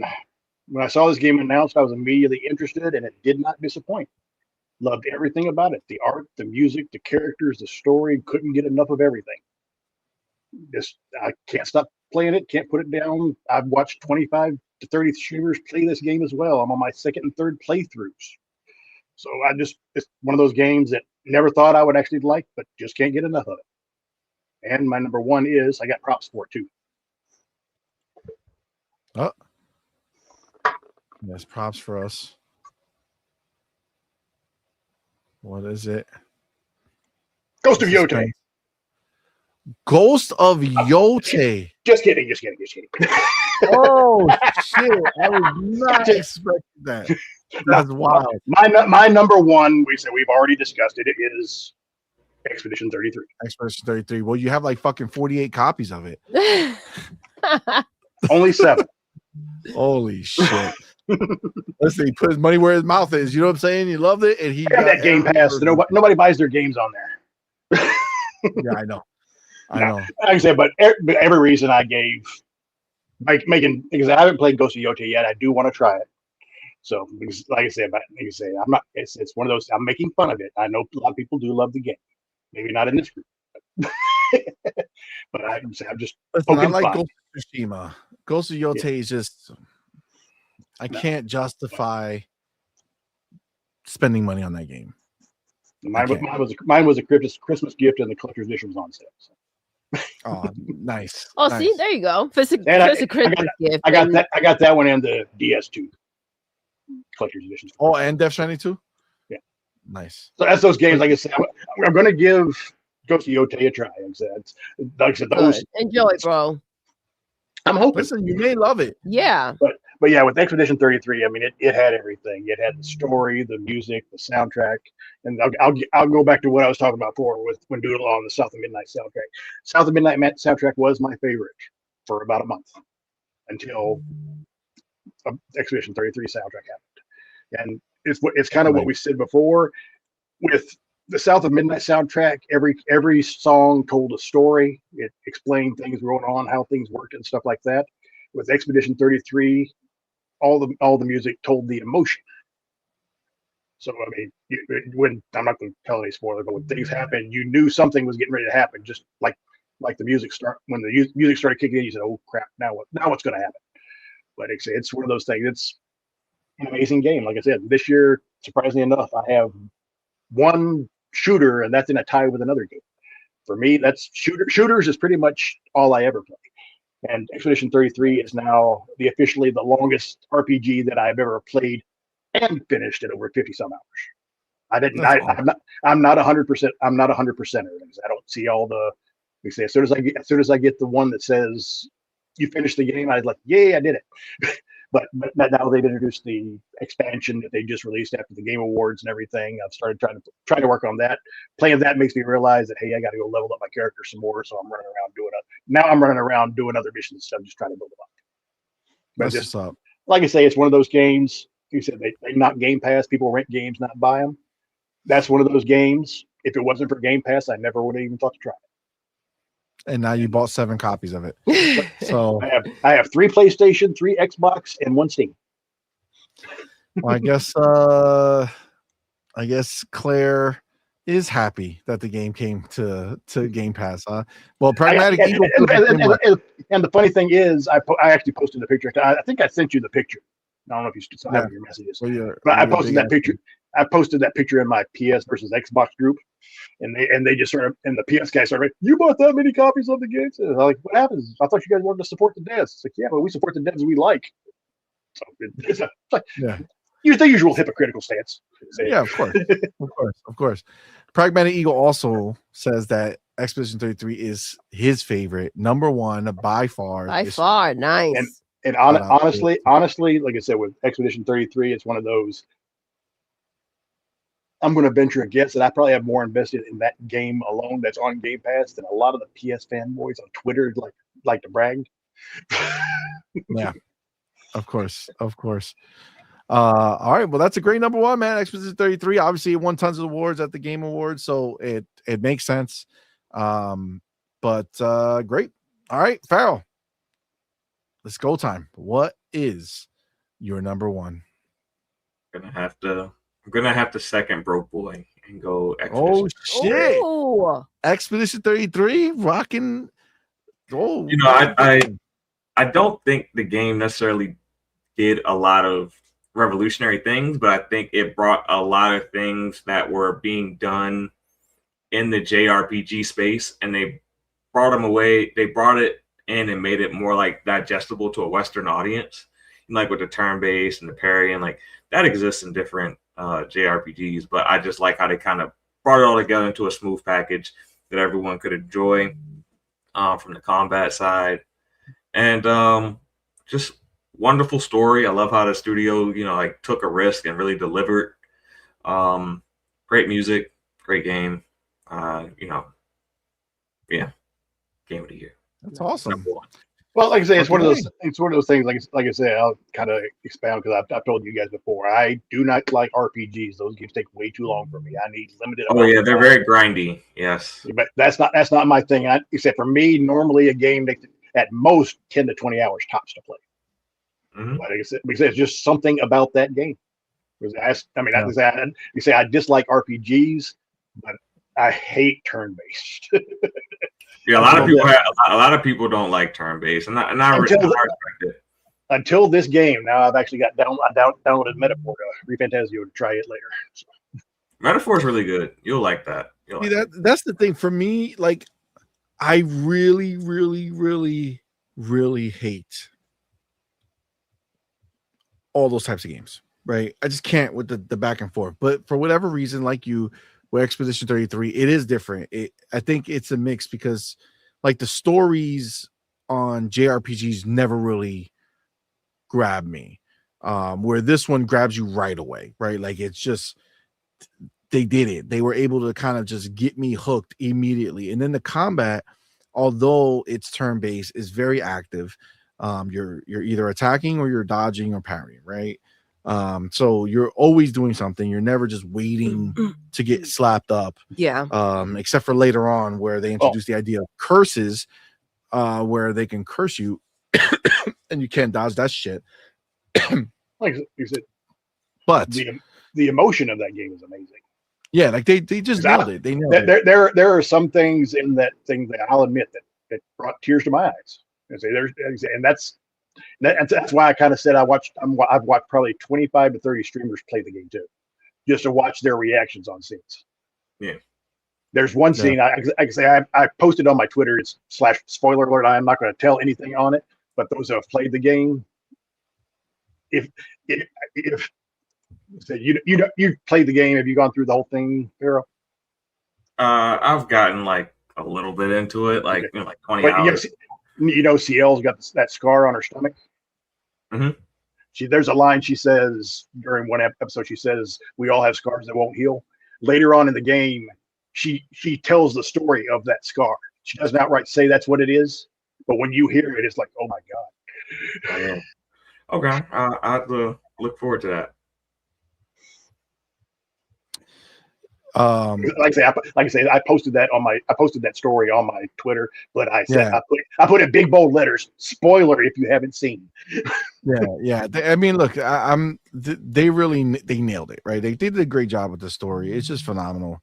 And I see Pragmatic. Listen, you're one of the benefits. Like, you're one of the people who wrote something that I remembered when I came back to Claire, because I had stopped playing Claire for a while. Then after the Game Awards, I went back to playing Claire. And I remembered you saying about like the reason why some of these bosses are harder is because I'm not kind of spec'd, properly. And I may not still be spec'd 100% properly, but I definitely put a lot more energy into trying to figure it out. And I definitely was able to go much further. One of the things that stopped me again, and not like in the same way, because I do want to play it, was this boss that just he kept rehealing and putting the curse on me, exhaustion. He kept exhausting me, so I couldn't gain any attack points, so I couldn't like hit him. It became so frustrating. Yeah. But then my son Man went ahead and he was like, "I got you, Pops," and he went ahead and did it, and it took forever. And it wasn't an easy thing, but I saw the point that I would have 100% stopped. I was like, I would have been like, "F this, bro. There's no way." The dude went all the way back we went all the way back, but I didn't realize that I spec'd the characters that I had, and maybe this is just something that always happens, but I think that's the way I set it up, where every time I parried, I got AP points. So even though it was I couldn't gain them normally, I would get them through the, he got them when he was parrying. And then all of a sudden, once that happened, it was just a beatdown. And I was like, oh man, that's dope. So once I saw that, I was like, all right, that got me reinvigorated. That's Madman. I'm just waiting to see it, because they've already, when the game came out, they said there was a movie in development. Oh yeah. Well, that might be good too.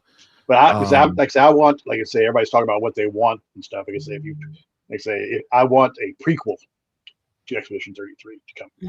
I don't care how they give it to me. They give it to me in a book, a DLC, a new game. I don't care. I want. There's more things that that'll just be the another year. Expedition 34. Well, no, because like I say, I can't say anything about it because I don't. It's a spoiler if I say anything. Okay. So. Okay. I get that. That's what I'm saying. You want like a prequel, as in like a previous expedition, or these people, like just their lives before going on the expedition. No. Okay, forget it. I don't want to know. I don't want to know. All right. So okay, so you guys are all down with this Expedition 33 at your number one spot. Doodle. Yes. You have a different number one. Yes. So let us have it.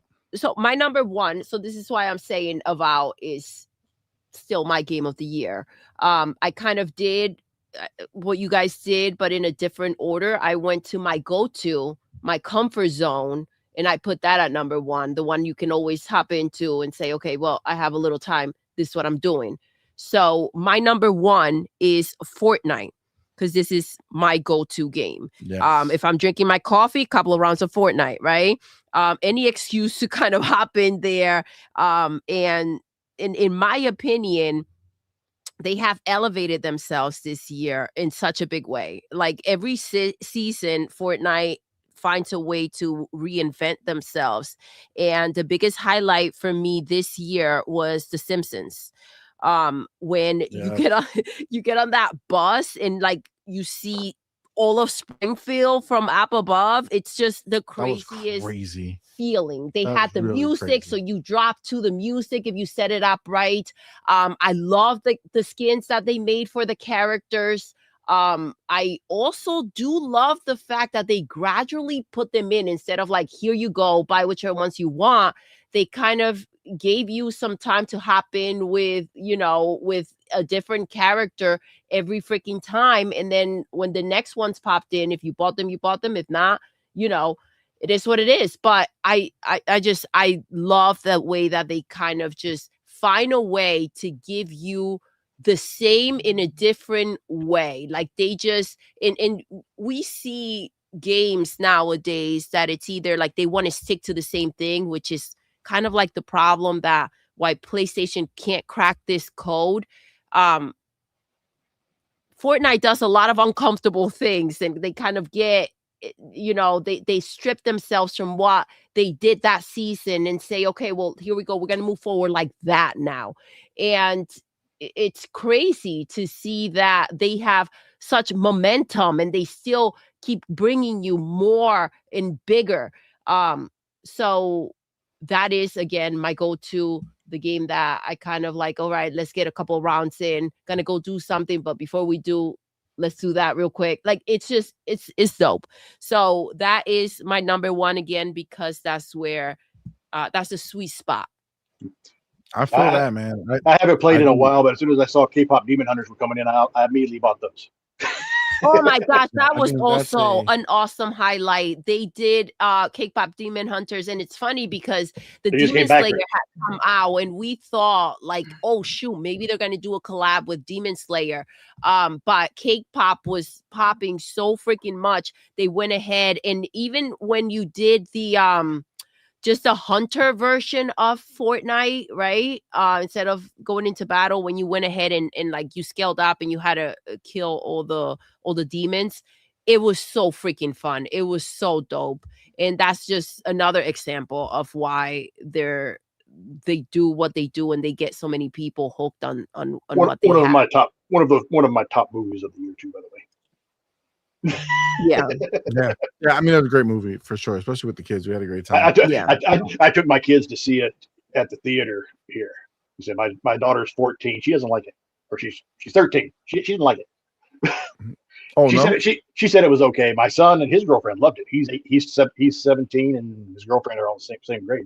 Like I said, I'm sitting here in the theater watching it, and then I think I don't know if I mentioned on somebody else's show. Well, no, if I did on this one. Like I said, I'm sitting here thinking all of a sudden 50-year-old guys are singing the damn songs in the theater with everything. I will confirm, nor I will neither confirm or deny I was one of them. Nice. My daughter's just spending the whole time going. Listen, it's a huge movie in our house. People the music, in that movie is just outstanding. And the story. I gotta go to Outward Lyrics. He says the finale of the Simpsons season was pretty cool too. Yes, it was. The way that they kind of, instead of watching, they kind of had you be a part of the whole thing where you were battling that huge battle. Do you remember? Normally we get to see it from an outside, but they incorporated you into it. It was the first time they've done something like that. Shout out to Ryuar, giving props to Mad Men. I have to agree. Way to go, Mad Men. Way to help your old CMoney. Goddamn, why gotta be two olds? Why can't it just be one old? Soon it'll be three. In 2026 is gonna be three. Ryuar, don't forget to add the extra one. That's fucked up. Because Scoundrel out here with the fucking bars saying that Quentin fucking Tarantino made a short film for Fortnite. Still blows absolutely. my mind. That is crazy. That is pretty really freaking crazy. big. Is that on YouTube? Where is it? I need to find that. It played in the theaters. It was in theaters, yes. I don't know if it's out somewhere else now, but it may be on YouTube. Supposedly, I think Madman said that he's looking to do more in Fortnite, which is really crazy. Yeah. So that is something that I just like. I can't even wrap my head around. But they do crush it. I mean, listen, we play Fortnite all the time. It's really the game that we just love going into and having fun. I love buying new skins and oh my God. Cars, you know what else they incorporated this year, which is completely crazy? The sidekicks. The sidekicks are so dope. I have a rooster, Doodle Do. You do. Literally called Doodle Do. Yes. That's the way they named it. So I have SpongeBob. I have the bear. You have so many because CMoney does what CMoney does. I'm very particular with the things that I like, but yeah, I have my freaking sidekicks. It's pretty dope. You high five them, you rank up from them, and it's sick. I love it. I love the creativity, and when you think that they can't do anything else or what else can they do, it's like, oh wait, hold my beer, here we go. So it's a lot of fun. 100% agreed. You got Scoundrel in the building saying his top in 2025 top 10. He says no particular order: Stalker 2, Kingdom Come Deliverance 2, Adam Fall, Pacific Drive, South of Midnight, RoboCop, Wheel World, Final Fantasy 7 Rebirth, Avowed, and Red Dead Redemption 1. Oh shit, taking it to Red Dead 1. Pacific Drive was really good too. Yeah, I mean that was a interesting game for sure. Kind of crazy and creepy at certain times. But yes, very, very dope, man. Very dope. And he said his most disappointing games that he played was Fort Solace, Black Ops 7 campaign. Listen, I still have to get into Black Ops 7, the campaign. Zombie mode's pretty freaking dope. Obviously, multiplayer. They know what they're doing, right? But even you felt a bit that the single player campaign, you need that other players in there because it simulates the fact that they are there. So you did enjoy it, but I did. It's just the way what people may be complaining about. It's just silly actually, like how they did it, where it's like, okay, cool. It's a co-op game by nature. That's what you built it as. And the other 3 people are in the story. They don't leave the story if you don't play. Like if you're playing by yourself, they don't disappear as far as like them in the story. Yeah. But when I'm playing solo, there's no one else there. They're like voices in my fucking head. Yeah. Because they're still talking, but they're not visible. Like they don't shoot anybody. They don't do anything. It's like a defect, right? You should have made the single player, and then you can bring people on. Like they're telling me, hey, go up to the computer to do it. And I'll hold them down here. Like, no, you're not holding shit down there. The fuck? I gotta do it and kill them. It's crazy. But it was fun. It's still Call of Duty. Shooting people was crazy. Everything else was crazy. I liked where they went with it, but it wasn't. Had they made it that if you're playing it by yourself, those elements weren't there, then yes, bet. I mean, it still was. It's clear that they went for that direction exclusively. It was about being a co-op shooter and not giving us a full normal single player experience, which is ridiculous for them to do. Like given the option, excellent. More, the more, the better, right? The more options. If this was a separate mode, exactly. This could have been a separate co-op. You have people that show up, like Hargi. He likes the campaign, the single player, and it's like if you have people that show up for the single player solely, why are you going to tweak around and mess with it in a way that it doesn't prioritize the people that come in for the campaign as the single people players, right? Like, well, I feel like they were like, all right, we make these single player campaigns and not many people play them. Maybe if we do a co-op campaign, more people will do it. But maybe. But that should have been just an option because you don't want to screw over the people that do show up. Maybe it's not as many people as you would want, but there are people that show up for Call of Duty and they don't want to play the multiplayer. They do want to play that campaign. So it's like shooting yourself on the foot. Like, why will you do that? Yeah. But ultimately, they've made a lot. I did have a good time. I did beat it. In my opinion, they've made a lot of. They've had a lot of mishaps with this game. When it comes to what they're putting out there as well, the confidence just doesn't seem to be there. Oh, with like the skins and stuff. Yeah, and it's a bit feels unstable. Like which I don't like. Listen, I love the multiplayer. I love the shooting. I like the game itself. The gameplay is always on point. I love the zombie mode. I think it's so fun. I love the Dead Ops or whatever, that like top down shooter mode they made, which is also that was fire. Pretty cool. Listen, they deliver like 4 different versions of this game all into one package. It's phenomenal. I would still give the game like an 8.5. Total. Well, the thing is that they manage to come out every year and deliver. Again, you know, we think about PlayStation and how they wanted to do a multiplayer of their games, a different version for people to buy. When it comes to like bang for your buck, and we're talking quality still, you're still getting a really good deal. You're getting the multiplayer, various versions of it, right? And you're getting the campaign as well. So it's like you either play it all, you pick the ones you like and you're enjoying, but at the same time, you can't mess around with the formula too much, right? You can't go ahead and make that single player campaign not a single player campaign anymore. That has to be prioritized, and then additions to that. It's just it's messy. Yeah, I think hopefully the next one goes back to giving us a full single player, experience, which is what I love. I mean, I love both aspects of it, but I love separation. I love my single player experience, and then I love the multiplayer. I think this one was fine I played it solo, and I had a good time with it. But then after that, I just went back to my multiplayer and I had a good time. But even that, for me, I like things that keep me hooked.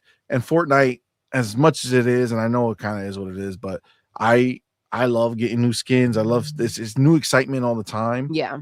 So for me, I like that. The fact that I can't trust that Call of Duty will honor the purchases that I make. Agreed. Makes It's a it so big that I deal. don't buy any skins and I still have it. And it does make me less excited because normally I get excited to go to the store to see if anything new came out that's cool.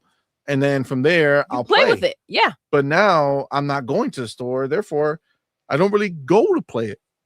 Not that it's not good, but I'm playing Ark. I'm playing other things. So there is such a thing in the thrill and the excitement with the new skins, even when it's, you know, out there you see on social media and you're like, oh shoot, they dropped that skin, bet, and you go in, you scoop it up and you get in there, or you just happen to see what they have that's new. And if you're excited enough to get something, you're like, all right, well, let me use this and let me hop in and play a couple rounds. And before you know it, it reminds you of why you were playing it, right?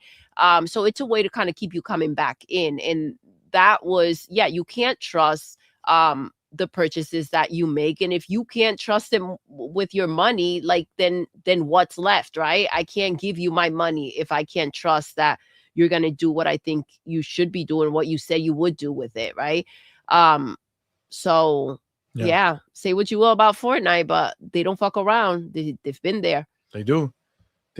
I do see Pragmatic talking about Warframe. I saw Warframe on the show, and that's like one of those games that I always look at like, man, I've played it and I do enjoy it, or I did enjoy it, but it's like, I don't know. It's so weird because I could play a Fortnite forever, right? Like I could just go keep playing it. Yeah. It's a, you know, contained experience every time I play it. But like these games that are forever games, like Elder Scrolls Online or Fallout 76, I play them and I'm like, man, this is a really good experience. I would love to do it. But then it's like, oh shit, I forgot that this shit lasts forever. You know what I'm saying? Mm-hmm. And I don't know. It's so weird. Like I can play a game that lasts forever as far as like multiplayer normal, but like MMO type games that have story attached to it, and then there's going to be more and more and more. I don't know. Like even for me with single player games that come out with DLC, very rarely can I go back to a game. You know what I'm saying? Yeah, I get that. And I'm sorry, man, I don't mean grinding. I mean like knowing that the story comes and then there'll be another expansion and another expansion and another expansion. It's a forever game, right? Like if you play it, if you really want to get into it. But and same thing, like you mentioned Black Desert. Like I don't know if I played it, if I would be able to do that. And same thing with like all those other games that are what are those games, Hokuyo universe games, Genshin Impact, all those things. I feel like they're so well made and they look so cool. But I like those forever games, I just can't. I don't know what it is. I don't know. Even if I love a game, it's very difficult for me to go back and be like, oh, I'm gonna play the expansion. You know what I'm saying? Very few, that. Like Starfield, loved it. And of course I play the expansion. If Halo had a single player expansion or some shit, I would play it.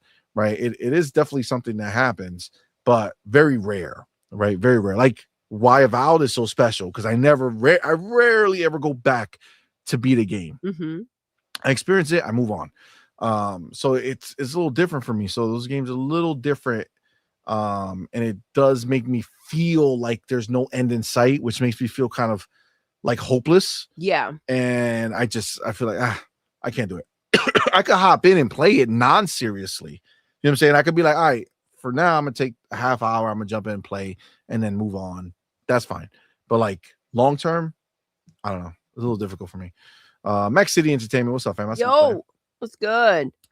All right, now we're up to my number one game, and I gotta tell you, it's crazy because this is similar to last year, how I had my game of the year up into almost the very last minute, where it was Hellblade and then it became indie at the end.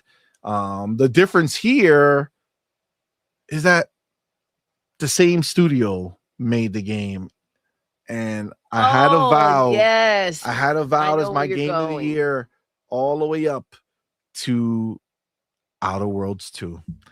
The Outer Worlds 2 took it for me. It just edged it out, but Outer Worlds 2 is my game of the year. It basically gave me everything I loved about Avowed, but added the things that I love to do in games, which is shoot, right? So way more weapon focus. Not that there's no things in Avowed, but it's just way more like weapon focus for me. I feel like they made the things better. When it comes to third person view, I feel like they fixed some of the stuff. Obviously they changed some things, like Avowed, you can kind of climb up really high areas. Outer Worlds, you really can't do that too much.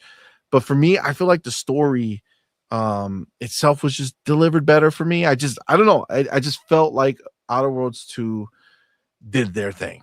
I also think it's a bit more lighthearted as well, with the humor. And yeah, I think it was a funnier game. Yeah, I think there's that element of it as well. It's beautiful. It's a beautiful game.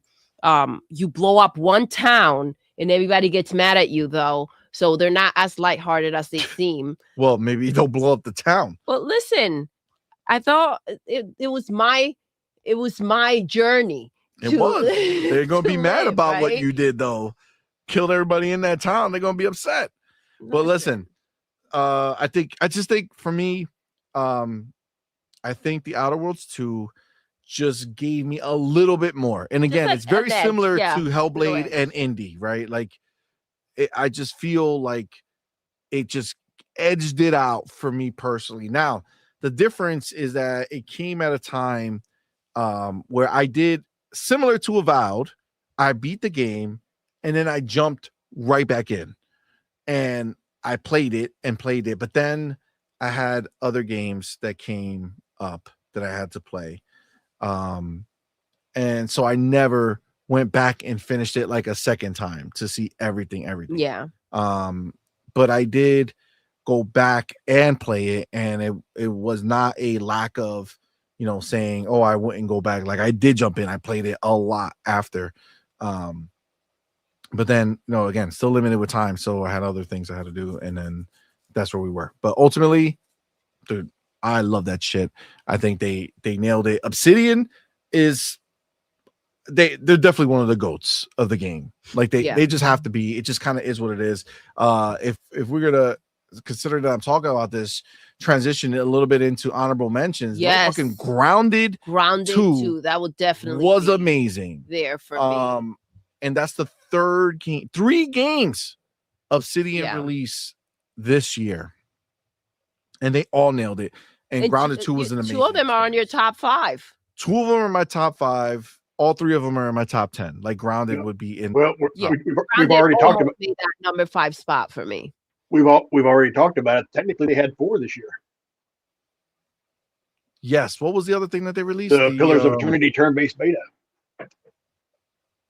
which is like a new thing. Right? Like I say, they made it in a turn-based. Got it. So I mean, they're cooking. You know what I'm saying? They're cooking for sure. I don't know. I can't get over how good Obsidian is. They are. And Grounded 2 felt like a movement almost. Like all over Twitter, people showing their houses. Like a moment like that happened with I know you know what I'm thinking about. That Pokemon looking games. I know. Power World. Power World, yes. And it was kind of like a version of that where everybody was kind of like sharing everything they've built and everything they've done. Man, I was hooked on collecting the little pink science little nuggets. Yep. It was so freaking cool, like sharing what to do to get into like that garbage can area because the toxics will go ahead and kill you. It was so freaking dope. I remember the moment with when you're shooting the bees and taking down a butterfly because you swap your weapons, that bow and arrow, man. That game was so much fun and so unexpected. We weren't expecting Grounded 2 to freaking drop, and it's like it was just we made Grounded 2, and here you go, kind of like go play. It felt that close, right? It was crazy. And we literally went and like beat the whole thing, and then went back, and then they co-op together. Yes. You know what I'm Yes. saying? Like that. I don't know, man. It was just so good. Obsidian they just fucking nailed it. That was great. You were like, don't mess with the ladybugs. And I was like, yo, I've killed like 2 of them already. I just hopped on their back and stabbed them from up top. And it's just the way that your brain thinks when you're on that do or die situation. It's survival. Pragmatic Eagle's Pretty kind of making cool. fun of me because I said basically Obsidian is to Xbox as Insomniac is to PlayStation because they're the studios that are producing. Well, they were. Insomniac really hasn't done shit in years now. Well, like but they had Spider-Man 2 and Ratchet and Clank, so they had 2 this year. But was that the same year? No, it was, I think Ratchet and Clank was 21, maybe. But that's what I'm saying. Like, but I'm saying they'll have had 3 games this generation. Those 2, and then Wolverine next year. I think the situation is that they have Insomnia kind of pumping out the same type of game. Oh, yeah. And kind of like here, this is your lifeline from now until the end of time, right? And that's what I told Pragmatic. It's like basically they should just rename Insomniac into Marvel PlayStation Studios. Well, Obsidian is kind of out here just doing their thing, though, like freaking shining to drop technically 4 games in 1 year, and to the level that they're delivering. Yes, the quality of games that they're dropping, it's insane. But that creativity, I don't think it's being tackled down. Yeah. I think that they're just free. They're free, and I think they still got more games in development too. They've been able to deliver. I'm excited. They said they've got more games in development. Yeah, I know the keeper dev said they had several in development. Yeah. There's definitely more little I mean, not big games. I would say they have probably whatever Josh Sawyer has been working on. So his game will probably be revealed at some point this year as a drop. But they crushed it. They Obsidian just knocked it out the park. They made a presence for themselves this year, and it's like it's cool because if you didn't play one, maybe you play the other or play the other. It's like they gave you enough options that you were kind of bound to stumble upon 1 or 2 of their games this year, and it just opens up I wonder what they're going to be working on next or what's coming from that studio. I think they made a big presence and for themselves this year, and it's just letting the world know, like, look at how we could cook. Xbox started doing it about 2 years ago. I mean, for how long was Xbox known as the shooter box? But now look at all this different stuff they're doing. Oh, they have so many different. Like I said, there was 12 games this year, and I think 2 were shooters, maybe 3. Yeah, it's really so good. I mean, they're Xbox is cooking. So I mean, if I'm gonna rattle off some of my honorable mentions, the first one I would say is just kind of in line with Grounded is just Microsoft Game Studios, like Xbox Game Studios. They cooked this year, right? All the other games released this year were so good. We talked about Doom, we talked about Ninja Gaiden. Keeper is another one that low key was like really, really well done and very exciting.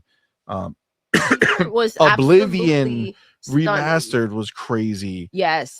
Gears Reloaded, crazy. Like Xbox just crushed it, dude. Giving you all types of different games, and they did them all at a high level. You know what I'm saying? So everything that they gave us was phenomenal.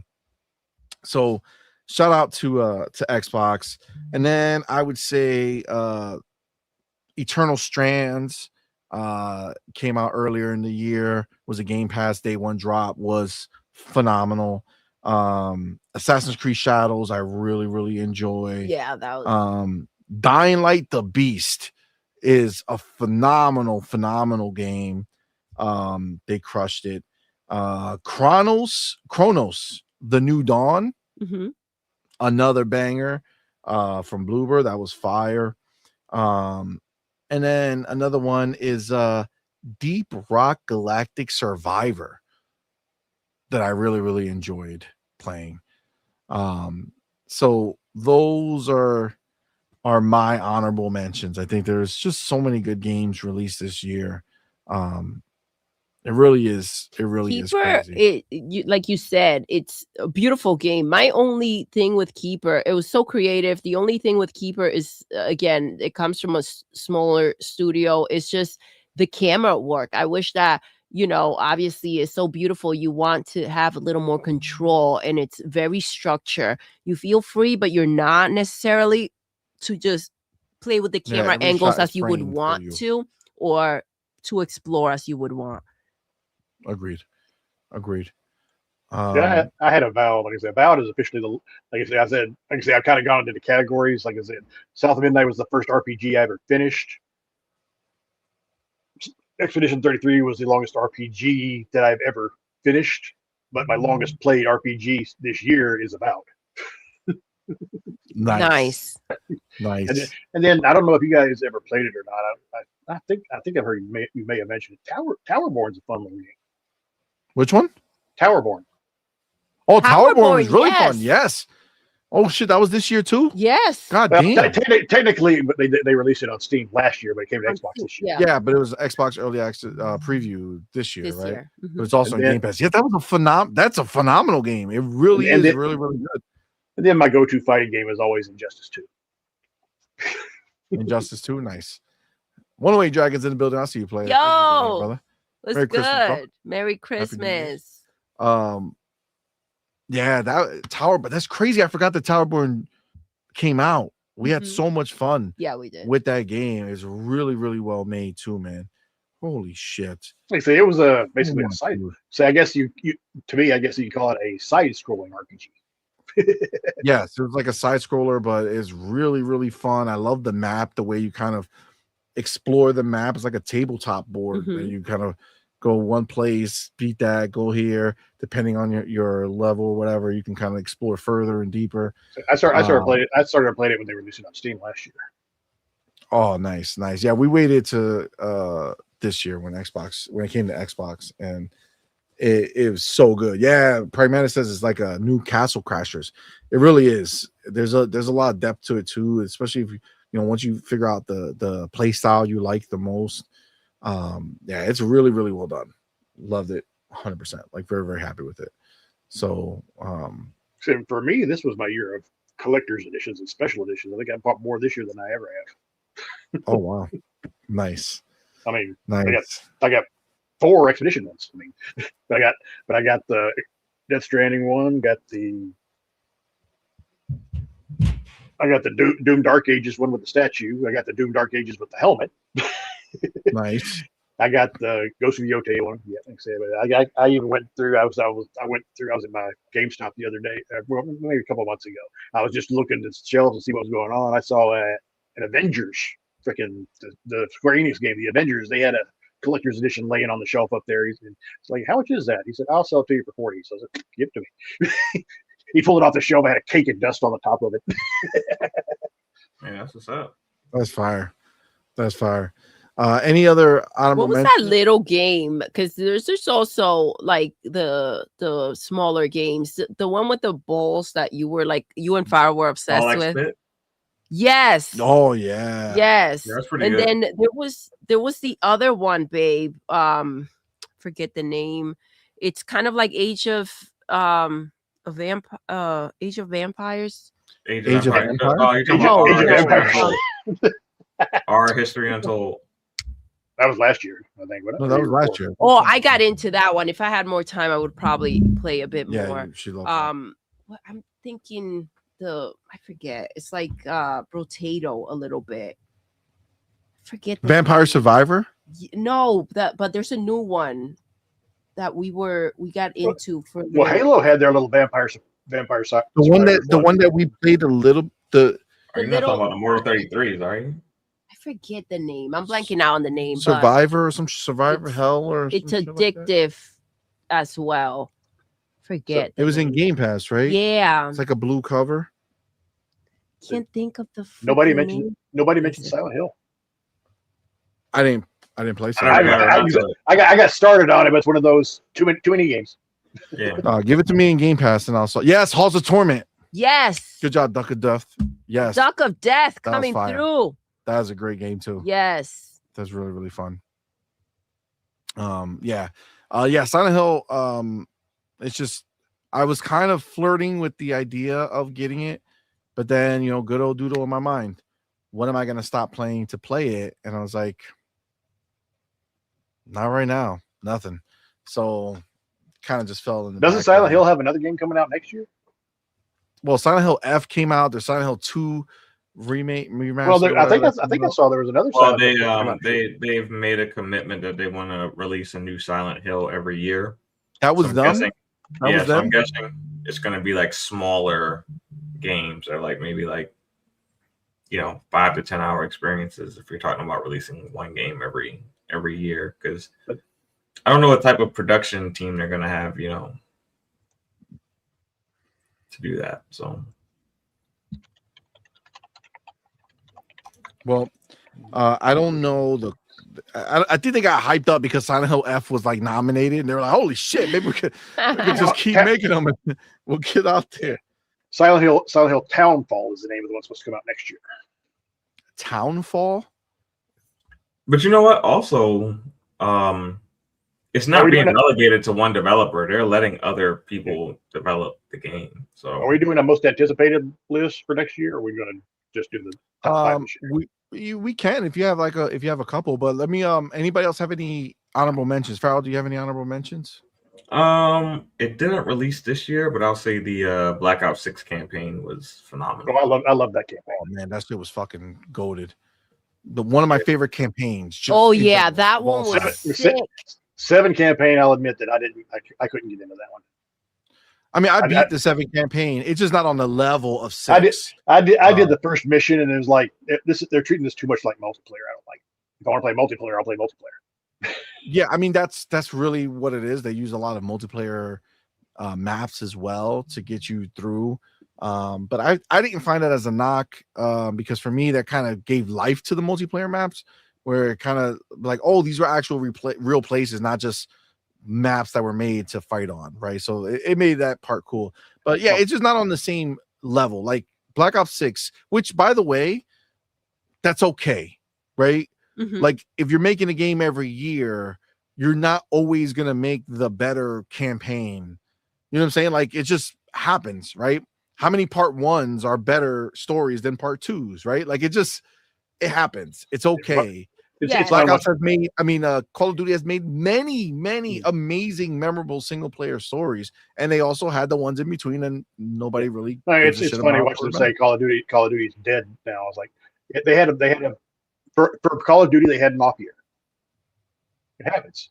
Yeah, most- it's fine. Most The studios, multiplayer still most fucking rock. studios in their games would kill for a Call of Duty off year. Yeah, exactly. It's still going to be one of the highest selling games of the year. So So I think the problem where this kind of took like a bigger presence was because when they went ahead and said that I forget who brought it up, that Black Ops 6, the freaking, like you said, Faro, the campaign was absolutely, like, for me, it was insane. I loved it, every little bit of it. It was insane. But when you hear something like, Black Ops 6 was kind of just a wash in comparison, because what we are really trying to get to is that it's the next game and we can't wait for you guys to see it. When you felt what I felt for Black Ops 6, and it was so freaking amazing. They delivered to such high standards, and you're like, oh wait, hold up, this is not even what you were trying to get to. The next one is what you're super excited about, and you can't wait for us to freaking get our hands on. It just, the marketing for that, when you hear that, you're like, okay, hold up, this is going to be crazy. And when you don't live up to that, it's a problem. agreed. Seven really didn't have it didn't feel like it, at least to me, that Seven didn't really have as much marketing as the prior titles did. It's the trailers. It's the trailers, and then like the little interviews that came out that hyped it up. The trailers. This is almost like a Halo 5 scenario. Exactly. Where the trailers, like the story trailers, made it look like there was way more. Like I don't even know if the stuff in the trailers. It doesn't even like it measured up in the game. Yeah.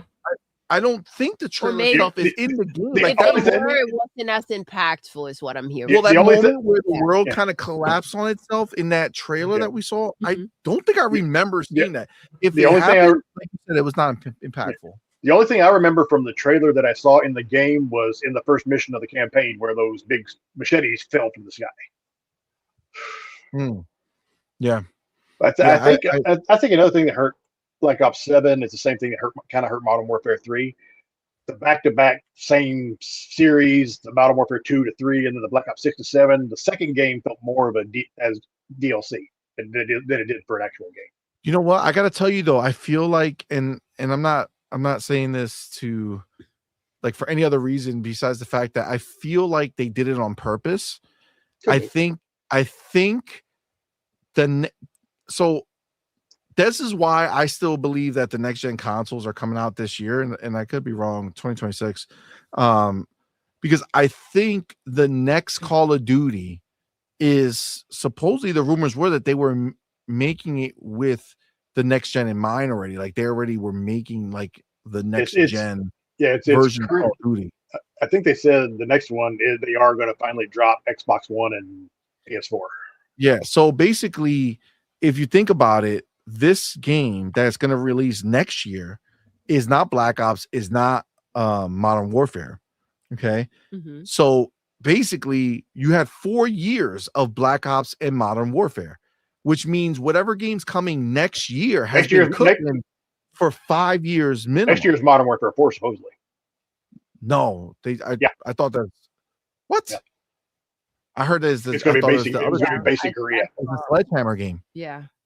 But they've already said the game is probably going to be they haven't officially announced it, but the rumor going out there is it's Modern Warfare 4. I mean, maybe that's a rumor. I feel like that I would be shocked if it's Modern Warfare, considering what they announced, that they're not doing back-to-backs. And although Modern Warfare is not back-to-back because it came out before the Black Ops, double fucking feature, I still think that would be considered like back-to-back to me. Like that would be too close. I feel like whatever it is, either way, even if it's Modern Warfare 4, to be fair, whatever it is, no matter how you look at it, there's 3 teams. We know this. Infinity's making it.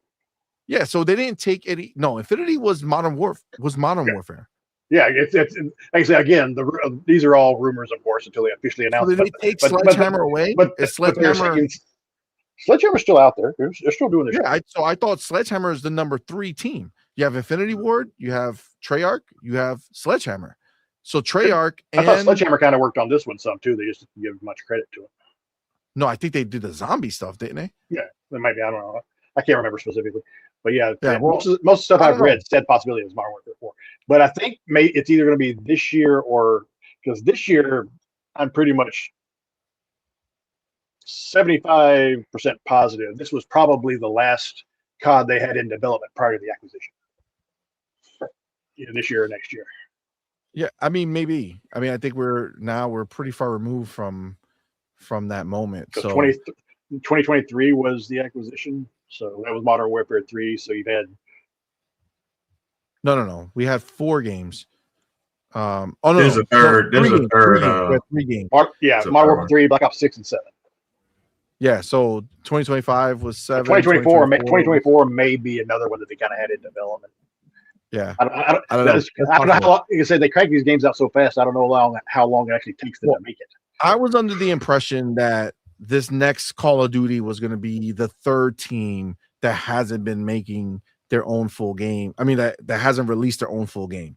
So Infinity Ward did it twice back-to-back. Treyarch did it twice back-to-back. And then I thought Sledgehammer had been working in the background on this 3rd game this whole time. Nothing official has been announced, so it's still possible. Most of the stuff I've read so far, again, rumors, leaks, take them for what you are saying that it's Modern Warfare 4 Infinity Ward's doing it. Okay, well, I guess we'll see, but either way, it's always leaks. It's always leaks until they confirm it. That's what I always tell when they tell all these rumors and everything. It's like it's a rumor right now until somebody confirms it. A year later they confirm it. Okay, now it's true. Agreed. All right, but I do agree with you, Farrell. Black Ops 6, fucking goated, so good, loved it. Okay, and baby, do you have any more honorable mentions? I got one more quick one. Oh, go ahead, bro, boy. I started playing it this year. When I got stale on Black Ops, but I wanted a shooter to play. I actually went to Fragpunk. Fragpunk's a fun little game. Oh, Fragpunk? Yeah, I played it when it was in beta. Yeah, I don't think I played it once it was released. But it's got game modes like Call of Duty. It's got kill confirm and stuff like that too. So it's not Call of Duty. It's not quite a hero shooter, but it's a little bit more involved because it's involved with all the cards and stuff for abilities and stuff like that. But that would that be but it's still like the Counter-Strike type game, right? Like the Valorant type. It's first person. Yeah, first person, but it's like that style. It's not a hero shooter. It's not like Call of Duty. Yeah, it's kind of in between. It's kind of in between. Yeah, like the Counter-Strike or Valorant. Before each game, you pick your abilities and stuff like that. Pick your guns and shit. Yeah. Or buy your guns, I think, right? You don't buy them. I haven't played it in a couple months. So I think you have credits or something. Maybe, I could be wrong. To be fair, Fortnite also came out with their own version. Breakout or some shit like that? That's also actually pretty good if you like that type of game. All right. And then, baby, do you have any more or no? No, I think we covered.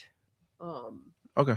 Now, Broke Boy, you were talking about most anticipated. Give me your number one most anticipated game for next year. That's been at least announced for next year, may or may not come out. That we know for sure. Well, like I said, it was announced as Game Awards that's coming out next year. So I'm going to take that at face value. It's Burnout Paradise is still one of my favorite racers out there, and if the team that's making the pod racer game is doing that, that's already on the top of my list. All right, so the Star Wars pod racer game. That's money.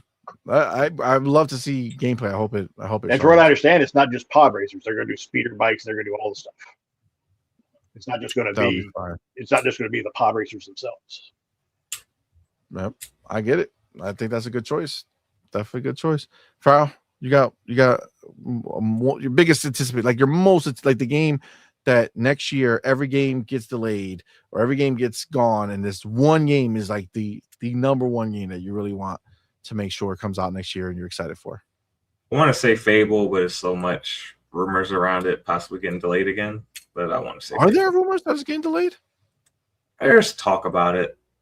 I can't see that. I can't see that happening. That's crazy. I can't either, but Fable would be number one for me. Fable. Yeah. Baby. I'm gonna go with Gears. E-Day. I cannot freaking wait. It looks insane. And again, to go ahead and kind of play through E-Day is going to be wild.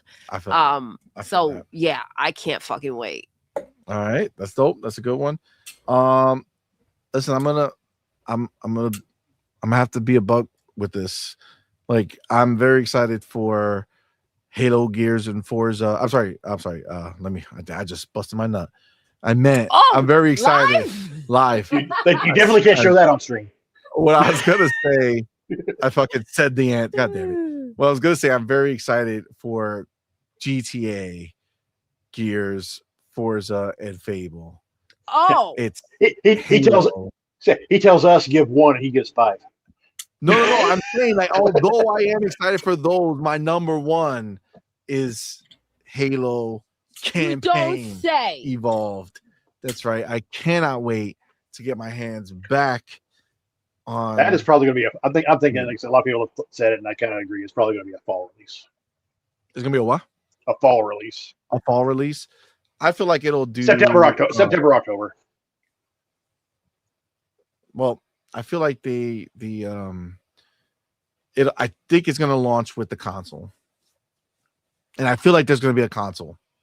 So that's why I feel like it'll launch. Even. What else do you Are you foresee? all right? Tell us All right, so more. are you? You're That's right, thinking you always OEM though, say. right? You're not thinking Xbox actual console. You're thinking OEM. Listen, Like the Ally. I'm hoping. This is the thing. I think it's going to be an Xbox official console, and the reason I say that, I thought it was going to be an OEM, but the reason I said that is if you guys remember the news story that we covered a little while ago, that Phil Spencer said that the next box being released is going to be their box. So I don't know if they're just considering, an OEM their box the same way as the handheld is, or is it going to just be the official first party box? I don't know, but I just feel like I feel like it's a waste to not drop a new box on the anniversary with like you're literally releasing the first Halo. You know what I'm saying? First Halo in the box. That's what happened 25 years ago. That's what should happen. They say that next year is the year to kind of like commemorate the brand and everything is done. So I do think what better way to celebrate than to go ahead and kind of do a reset of where they started. So again, they missed that moment as well. And this is their opportunity to go ahead and kind of follow through with it. I don't remember them doing a lot for the 20th anniversary, so they need to do something for this one. I know because I got the controller and the headset. Yes, but remember that was the 20th anniversary was in 2001 when Forza and Halo dropped, right? And then 2020 the console launched. So I think timing didn't line up. For that drop because PlayStation was dropping their console in 2020, Xbox dropping their console. That's just what it is, right? But now we're this new world, right? This new place where PlayStation not dropping a console for at least another 3 years. Like 2028 is the closest time that another PlayStation is going to drop. And PlayStation doesn't exist. That's the new world we live in. I mean, wild. What a freaking way to compete. These competitors are out there hustling. Like, it's crazy how non-existent PlayStation has become in the gaming industry when it comes to content. Let's not forget, guys, reminder, they dropped the ball with the Pro 2. They dropped the ball with their console. So you can't say, you know what, they're not delivering games, but you should buy the box because that's where they're going to look good. No, they fucked up with that too. They're not making any games, and the ones that they're making are struggling. So I don't even know how they can call themselves competitors in the freaking gaming industry. And shame to those who think that they're worth even looking at or could be excited for what PlayStation is going to deliver. But console sales, Doodle, I think they just posted 90 million. Of course. What I want to see, what I want to see is the next PlayStation financials, whether they do the split of how many are playing PlayStation 5, PlayStation 4. Because you can say 90 million consoles, but then it comes out there's only 60 million playing on PS5.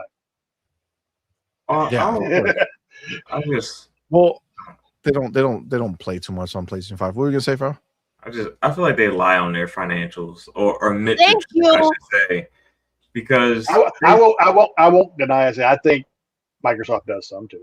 I think they both do the numbers to kind of make it look better than it is. I agree, but with PlayStation being a bigger part of Sony, you're supposed to disclose a little bit more information. And the fact that they've never really spoke on like losses of like games like Concord and things like that is very interesting. That boy Pharaoh out here with the shotgun. Like, hold up. Fuck that shit. Those numbers aren't real. I sniffed that shit out too, Pharaoh. Let's keep it real. We've seen you bleed out here, and you're like, "No, I'm okay." Like, fuck you. Those numbers aren't real. That's like Concord and like say with Marathon, if they do right there, for them it will probably be better to just cancel the game and write it off if it's not doing well. Yeah. Well, I think that's what they did with Concord. They canceled the game within because they're like they could have put it on PS Plus. Yeah. But plus, I think like I said, conspiracy theory. What my thought is, that's the reason they're not making them free to play. That way, they don't get to bypass that PlayStation Plus subscription. Mhm. Yeah. Yeah. Which they need. So they're not going to let that happen. I got to tell you, Be Nice has a great version of how this year could play out that I wouldn't be too mad at. He says, I don't see. I thought I read that wrong. He says, I don't see Xbox doing. I feel like it. Maybe he wrote it wrong. But that would be dope if they just made a big, like, made a Series X that looked just like the fucking original Xbox with the Duke controller. That would with be the big interesting. Duke Yeah, controller. that Well, would be sick. they've got a Duke and Oh, what? Duchess. They released it in Yeah, like I have almost every version of the Duke. but I mean, didn't they third party release a version? Hyperkin? I have like three of them. One, yeah. Yeah, they made a Cortana one. They made it. You know what I would like to see? What I would like to see next year?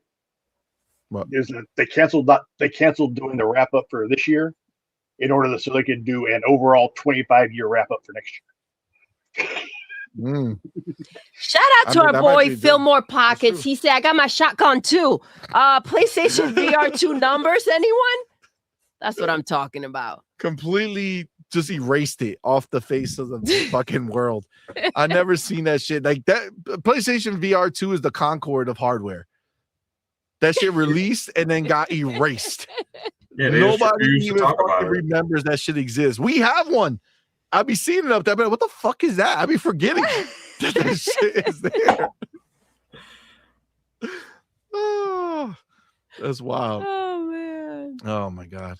All right. All right. I think we covered the this year and last year. I think we did it. Yeah. I think that was a success. All right. Very quickly, I do want to talk about the honestly, CMoney, I'm kind of surprised that the Lego Batman wasn't one of your most anticipated. It is one of my most anticipated, but it's just a tear down. Yeah, you know, I do love Batman, but it's still I already pre-ordered that one.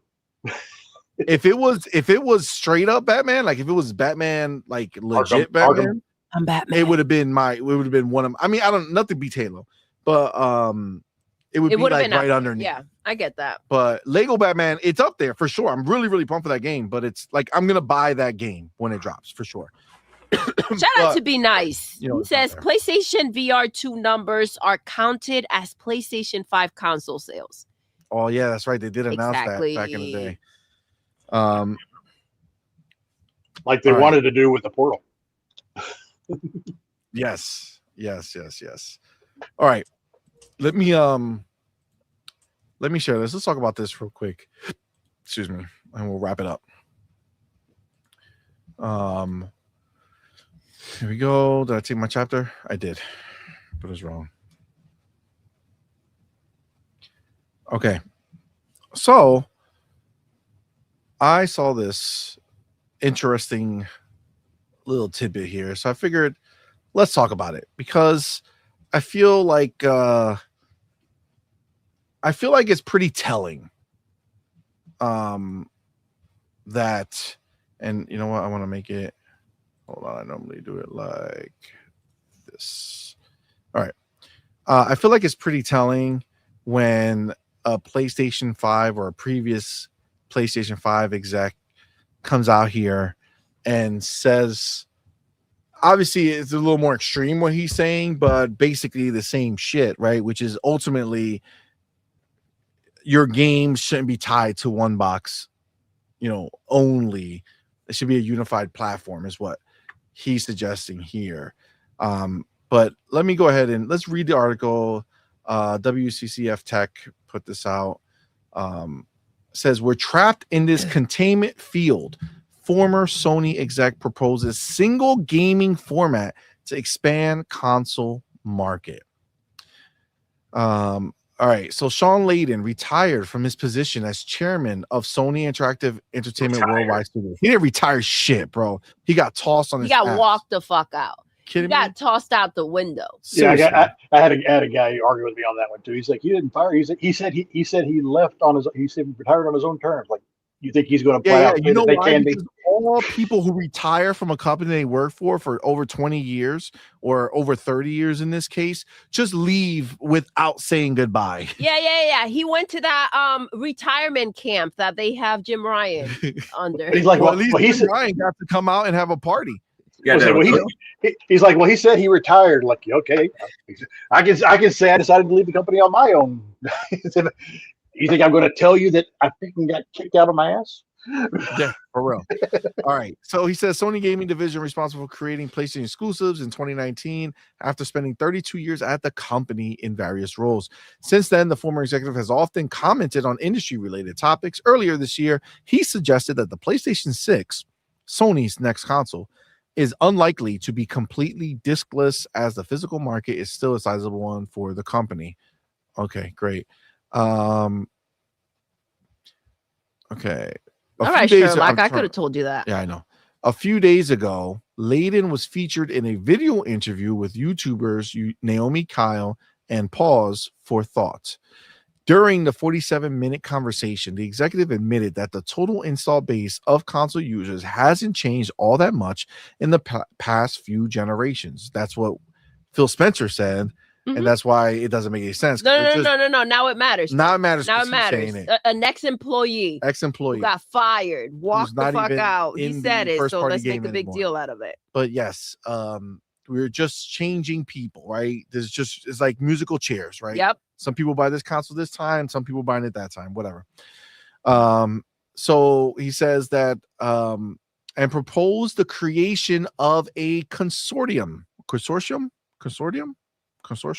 Both words, whatever. Like those used for the VHS, DVD, or Blu-ray to create a unified gaming format that then can be licensed out. We talk about gaming as being this $250 billion industry, which it is, and have hundreds of millions of users, which it does. But of course, that includes if you're playing Wordle, you're a gamer. If you're playing Candy Crush, you're a gamer in that number.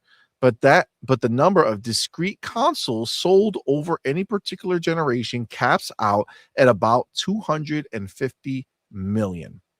Yep. If you line up all the PS1, Sega Saturns, and N64s, and you go by generations, it's all about 250. The one time it popped to almost 300 was the generation that had the Wii, and people thought you could buy Wii Fit and lose weight. So we got some non-traditional gaming audience to buy into the gaming industry at that time, but that was an anomaly, and we still flattened out. We need to crack that cap, that barrier. The only way we can do that is if, and I know people call me crazy and throw stones at me when I say this, but you know, Sony's Betamax format lost to VHS for one reason only. VHS licenses format across many different manufacturers. Motherfucker is goddamn, that's exactly what Xbox is saying that they're gonna do. So basically he's saying we need OEM hardware. We need OEM hardware. He's saying we need OEM hardware. Yeah, that's exactly what he's saying. He's saying exactly what Xbox is doing. But what he's saying is he's saying it so that PlayStation can hear it and say, hey, PlayStation, go suck Xbox's junk off, so maybe they'll let you in on a deal. I think it's very telling the fact that he's out here saying this. I think it exposes a lot, which we already know that PlayStation is going through some rough times, but I feel like him coming out here acting this way and talking about this, it just shows the situation that they're in, and potentially one of the reasons why they had to let him go. He figures if they find a way to go ahead and make, if they had more money, maybe he wouldn't be in the situation that he's in right now. Of course that right now it seems like the option. I think that if PlayStation was thriving, it wouldn't be. Do you think PlayStation's not afraid of the next generation and what's going to happen moving forward? do you think that those numbers for the PlayStation 5 Pro, hashtag the pisser, were not frightening, to say the least? The fact that they've been exposed in the way that they have as of, this past year, for us as of many years. But do you think that's not going to affect their next generation? Well, I mean, I think the games are not selling, which is what I mean. Honestly, I think what he's saying is that the games need to be able to be played on any box. That's what he's referring to here, right? He's saying that at the end of the day, whatever games you make, they want it to be on any box that somebody decides to buy, right? They want to be able to have an OEM that says, okay, this is the one box to rule them all. There's no more PlayStation. There's no more Xbox as a solo experience. It's PlayStation made their version of this platform. Xbox made their version of this platform. That's what he wants. But the platform is what the games are made for, not the particular versions, right? I think when Xbox is being innovative and they have how they're going to move forward into the future, right? When it comes to consoles, I don't think that this sits so well and it's as kumbaya as he wants to make it sound. We know PlayStation has no direction and they don't know how to. The pisser was the hardest thing they've ever figured out, and they're not moving forward with it. So the ones in limbo land, we're talking about PlayStation. Well, so if you remember, it would be great for them to get a copy and paste and just sell the box. Well, because they tend to sell boxes, but I don't know that situation will come up for them. Well, this is the thing. When you think about like the scenario that's present, Hargeet had made a comment before where he had said that don't be surprised if PlayStation decides to make the Xbox like their version of the Xbox. The Xbox, yeah. Which theoretically would be exactly what he's talking about, except that the consortium or whatever it is Xbox. Yep. Xbox made the decision to decide what the platform is, and now everybody's making their own version of the Xbox, because that's exactly what Xbox is doing already. So they're almost like telling PlayStation to go to Xbox to try to take a seat at the table and see if there's a way that they can work together to make a platform that PlayStation can be included into, as opposed to PlayStation just having to be a licensee of Xbox's platform. Can I take a second real quick? It's really sad what is happening out there. I don't know if you guys have seen it. That Nickelodeon kid, the star. Oh yeah, the homeless one. Yeah, it's freaking heartbreaking. And we have a lost pony in here, just like that. And we hope you get your life together for 2026, you lost soul. Okay, but you can't click on it or say anything because he knows the deal. Nobody reads his stuff unless you pay $5. $10 and up, clown. Oh, no, I've opted to 10. It went up for New Year's. New Year's 2026. So get yours in today. But yeah, man, good wishes for you, bro. All right, but bless your heart. But yeah, so that's what it seems to me. It seems like PlayStation, what this guy is doing is begging PlayStation to see what's happening and go talk to Xbox and see if you guys can work together and not get left behind. Because once Xbox does this, and to be clear, this is exactly what he's suggesting. Once Xbox does this and Asus and Razer and Dell and all these other third-party OEMs decide to make their own version of the Xbox, and that becomes what is available, and everybody can decide what works best for them, and there's 50 options for an Xbox and you still only have the one PlayStation on the side, it's just gonna be sad for them. And it's not, and I'm not talking about sales of the box, right? Yeah. It's just whether or not they're gonna be able, like, if they still do what they do but put their games everywhere, then they're golden. They'll be fine. But at a certain point, that first party lineup is just going to see less and less sales. And that's just what's going to happen if they don't figure something out. But so he continues here because he explains what happens, which, by the way, Pragmatic Eagle says all of this is a lie. It was porn that decided VHS over Yeah, it was. Betamax, which is fine. But let's let him have his little, let what's his name? Who's the guy who got kicked out from Sony? I forget his name. Sean Layden. Sean Layden. Let's have him have his moment over here. Says Sony held the unique Betamax patent, trademark, and everything. There was a license we did with Toshiba towards the end of the life cycle, but it never went wide like VHS. And people didn't understand the need of having the same machine as your neighbor. You can have an RCA TV and you have a Sony TV, and that's all fine. But once your neighbor has picked VHS and you want to watch the tape of that movie, but you have Betamax all of a sudden. So the industry coalesced around VHS. Then later on, Sony and Philips created the Compact Disc Consortium. TM or SHIAM? I don't know. They created the patent and then they licensed it to all the other manufacturers. The same thing happened with DVD. The same thing happened with Blu-ray. They said that we'll compete on the device. Who said that?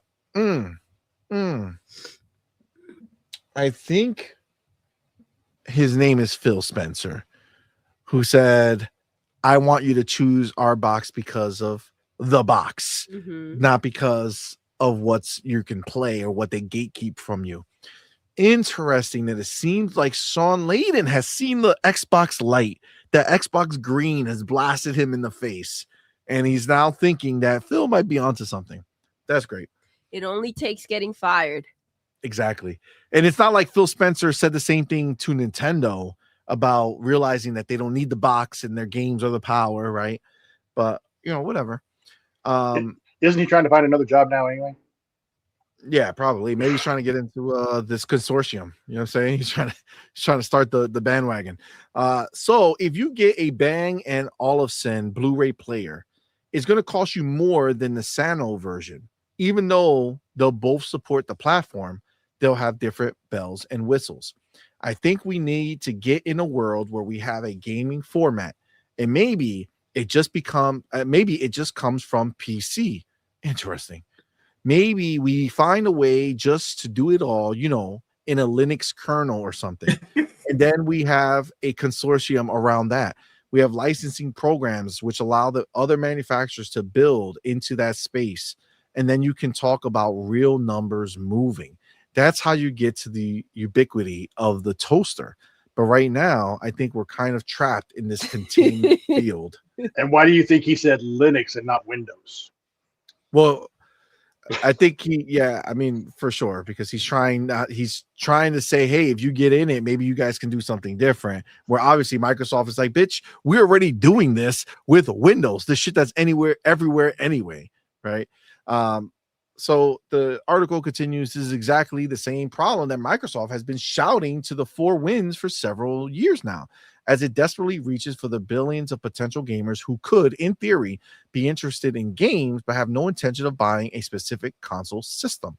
Layden's vision also sounds pretty close to the single gaming platform ecosystem, which personally I've been advocating for several years. And yes, if it ever happened, it would have to be based on the PC. For Microsoft, it wouldn't be a big stretch, as they have already admitted they want to be everywhere the user is. Sony itself is also bringing its game to PC, albeit a bit late, and even to Xbox, as shown with Helldivers 2. The only major player in the console space that exclusively develops games for its own platform is Nintendo, which is also not true because Nintendo has made games for mobile, right? You can play Super Mario Run on your phone. Their policy appears unlikely to change anytime soon. Still, Layden's proposition is worth considering. Would you embrace such a change? Let us know below. Okay, so this is the thing. I think we already went ahead and this entire idea has nothing to do with Sean Layden, right? at all. He is finally seeing that what Xbox is doing and what Microsoft is doing is exactly this. And he finally connected the dots and said, holy shit, the PlayStation is about to become Betamax. And now he wants to jump in there and be like, hey, PlayStation, guys, I know you're not taking my calls anymore, but maybe you'll see this. Maybe you guys need to hop into the boat. Okay. Maybe you need to figure out how to get in that deal so that they don't leave you behind. Because if the gaming world decides that the Windows platform is definitively going to be the basis of all consoles and all gaming experiences outside of one corner, which is held by Nintendo and PlayStation, I don't know. SteamOS. Well, SteamOS. You got a little, get your little corner. These three little. I feel like Steam, though, because Steam is on Windows anyway, though, it's not really in that same game, right? Yeah. Because, it's just an option for people who want to dive deeper into Steam as a platform, but they're not a first party platform. They don't make games, right? Until Steam figures out a way to do anti-cheat, I don't see that. I don't see Linux getting it or Steam getting it. Yeah, same here. I agree. Yeah. It's just crazy that everybody clowns on Phil Spencer. Yeah, this is all the shit Phil Spencer talked about, like 100% to the T, right? He wants to battle on the box, not on me gatekeeping games from you, right? That is literally what he said. They literally are doing OEMs. We already have it in practice. It's out there. It's taken place. We have our Xbox ROG Ally X's and ROG Allies out here that are Xbox in your hands. We have seen that Xbox has already released the full Xbox experience for PCs and any Windows handheld. Any Windows handheld. They've already taken over these handhelds. Sean, it's this thing right here. Yeah. And people are going to want to use that experience because it is the better experience when using a Windows handheld. That's just what it is. So all those people excited for the new IA Neo or whatever that's called, everybody who's excited for the what was it? Legion Go or whatever it is, the Legion Go 2, right? And they're buying the Windows version, they're going to be using that experience, which means they're all going to be inundated with the idea of Xbox first, even though it's cleverly disguised as just a PC front. You're still seeing Xbox information right in front of your eyes. And yes, sure, people will use the SteamOS, version or go into a different launcher. But the vast majority of general people and regular people, when that update appears on their thing and they're like, okay, I got to update, and it turns it into basically an Xbox for your PC. I mean, that's just, I don't see how that's not what this all is about, right? It's all about this one platform. And the crazy shit is Microsoft is not even all these PCs are just becoming Xboxes through this software. It's not even a licensing scenario. They're already licensing Windows. They already won that front, right? So they just get to push Xbox into front of these people. But those are all my bars on it. Farrell, what do you think about Sean Layden's words and everything that's going on surrounding the market and the industry that we're in now? I don't think he's necessarily wrong. I think in a lot of ways, the fact that there's multiple platforms and people, like, if I want to play this, I need that, but if I want to play that, I need this type thing. I think it does push away the average consumer who has an interest in gaming. And I think the fact that you have to, buy these additional devices to partake in gaming kind of takes away from new people coming into the space, because it is an expensive hobby. just to get started, like not even factoring in purchasing your first, game. If you're like purchasing like a big AAA game, like think about the first game you want to play is Call of Duty. That could be anywhere from 70 to like 100 and whatever dollars, depending on the edition you get. I mean, so for the average person, I think there are a lot of barriers, and I think the more barriers that we can remove from people, I think it would be better, and expand the player base. But I don't know how this works for PlayStation. I don't know how Sony would allow PlayStation to go the OEM route. I just don't see it, as they are a hardware company. Like, what do you mean someone else is going to make our hardware? Like, we don't let, Hisense make Sonys, like make Sony TVs, while we let, HP make. Well, this is the thing. This is why I think it would work, is that the general public is not going to know the difference.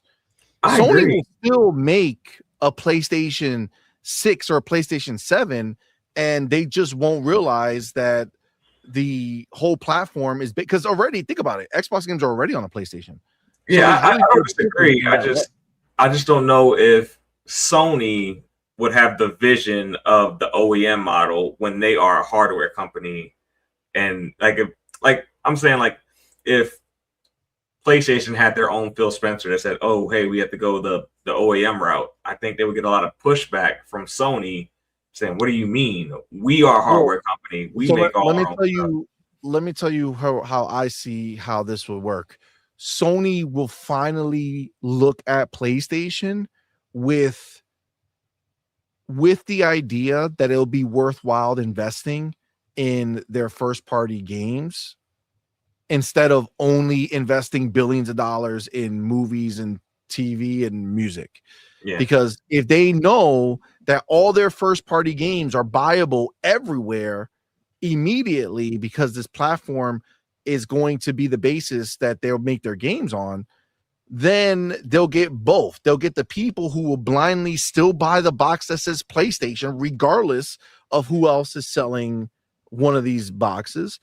And they might be able to actually pump up their output and actually have more first party studios who are out there making games, because the games will go everywhere. I feel like right now, Microsoft and Sony looked at the same problem and just went in the different directions. I agree. Microsoft looked at Xbox and said, okay, we're not selling as many games as we want, but we're not going to just say, stay doing that and make what little things you want. We're going to go look elsewhere. No, we want you to get bigger. We want Xbox to be the pillar that we know it can be, because it already beat Windows at least one quarter of the for their numbers, right? So since they know that it's possible, they said, F it, screw the nonsense that exists here. Stop the Twitter wars. Let's make real money, put our stuff everywhere. Sony looked at their first party and said, damn, nobody's buying these damn things. You know what? We spent a lot of money on that pisser for no reason. You know what? Go work with AMD. They'll figure all the stuff out. We're not spending any more money on your games. You make first-party games based off the profit you make from PlayStation. Anything else, we're not spending $1 more. We're not investing anymore. That is the way they went. And then Sony proved that by constantly spending billions of dollars on every other industry they're in. Yeah, I mean, when you're in that number one spot, you become very risk averse. Netflix versus Blockbuster. It's kind of one of those type of things. Like, we're already in the number one spot. We don't want to do anything that might, mess up our number one spot. So the unified console thing is like, are we really going to sacrifice our 120 million consoles every generation for the possibility that we'll sell more consoles to, people who aren't in gaming yet? Like, it's, people who are at the top do not want to take certain risks, especially like when they can like, they're not even selling these consoles, they're shipping them. Like, the retailers are purchasing them, and it's on the retailer to then make a sale off of what's in their store. And Sony's just happy with that. It works for them, and to change that model would kind of be difficult. It's going to take someone inside the company to like really have the vision for it. We'll just have to see. I don't see them doing it as quickly as they probably should. Sony already got their money when the retailers bought it. Yeah, that's what I'm saying. So they don't care if they're sitting in a warehouse or being sold on shelves. And so that's why you, like I said, I mentioned it in the chat earlier. Like Layden was actually right about that. If you look at the PlayStation monthly active counts or whatever, they're usually MAUs. They're usually around 119 to 125 million. Yeah, like we said they're and console sales are going up, but the MAUs aren't changing too much. So basically, for PS5, like I said, they're PS4 people buying PS5s. That's what it is. Like they're not reaching. They are reaching new customers, but they're not reaching a lot of them. Yeah, it's a very small attach rate of new consumers. Oh my God, I'm agreeing with Sean Layden. Well, you're agreeing with Phil Spencer. Right. Okay. Sean Layden's agreeing with Phil Spencer said it first. Phil Spencer said it first. Yeah. He's just coming out here and saying it directly, and like honestly, he's talking to PlayStation. They're the only ones who are not down with this. Obviously, Nintendo, but I feel like Nintendo would be the one that benefits least from this because they are such a different market than the other two. They want to be more available in the other markets, but I think at the end of the day, the people who are going to buy Switches as like their main box are people who love Mario and Luigi, and Zelda and all that bullshit. The other thing about not that it's bad. I'm just saying, like, those are the people who want that box. So they're not really competing the same way as Xbox and PlayStation compete, right? The thing with PlayStation is though, because Xbox, if the consoles slip, fail, whatever, they're still getting money from the software and all the stuff like that right there. If PlayStation hardware stops selling, Sony is pretty much dead. At least that's the way I see it. Because, like I said, that PlayStation is a major part of Sony's business. But they're investing a lot in the other sides of the business that are making them a lot of fucking money. Anime makes they make shit tons of money off of anime now.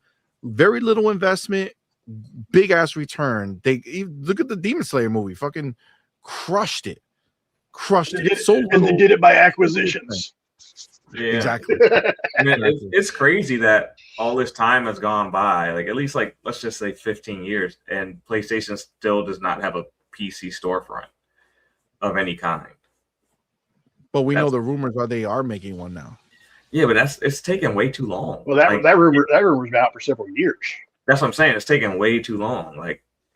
It should have been out, and it doesn't have to be, like Xbox store wasn't, didn't hit the ground running day one. You just got to get it out there and then iterate over time. Like you got to present the option, and the fact, it's nowhere in sight. Like what's going on with it? Why is it taking so long to get a store up and running? They don't even have a mobile store. Like the app, you can buy games on the app, but you can't play or do anything within. Yeah. You can. They do have cloud. You can stream games to your phone and play it. Let me get Phil More Pockets in here. He said PlayStation would still sell 100 million consoles, maybe more, under the new model. Imagine if iPhones only worked with other iPhones instead of all phones. That's kind of where gaming is at right now. That's true. I honestly, I'm telling you, I really don't think that it would affect them as much as we would think, because again, the general audience, the casual audience, doesn't care that they can play the same games on PlayStation that they can on Xbox. Yeah, I think we all agree. It's just a matter of someone above someone at PlayStation greenlighting that decision. Like Hiroki basically whether or not they're willing to bet on it. You know what I'm saying? Whether they're willing to take that gamble is the question. Yeah.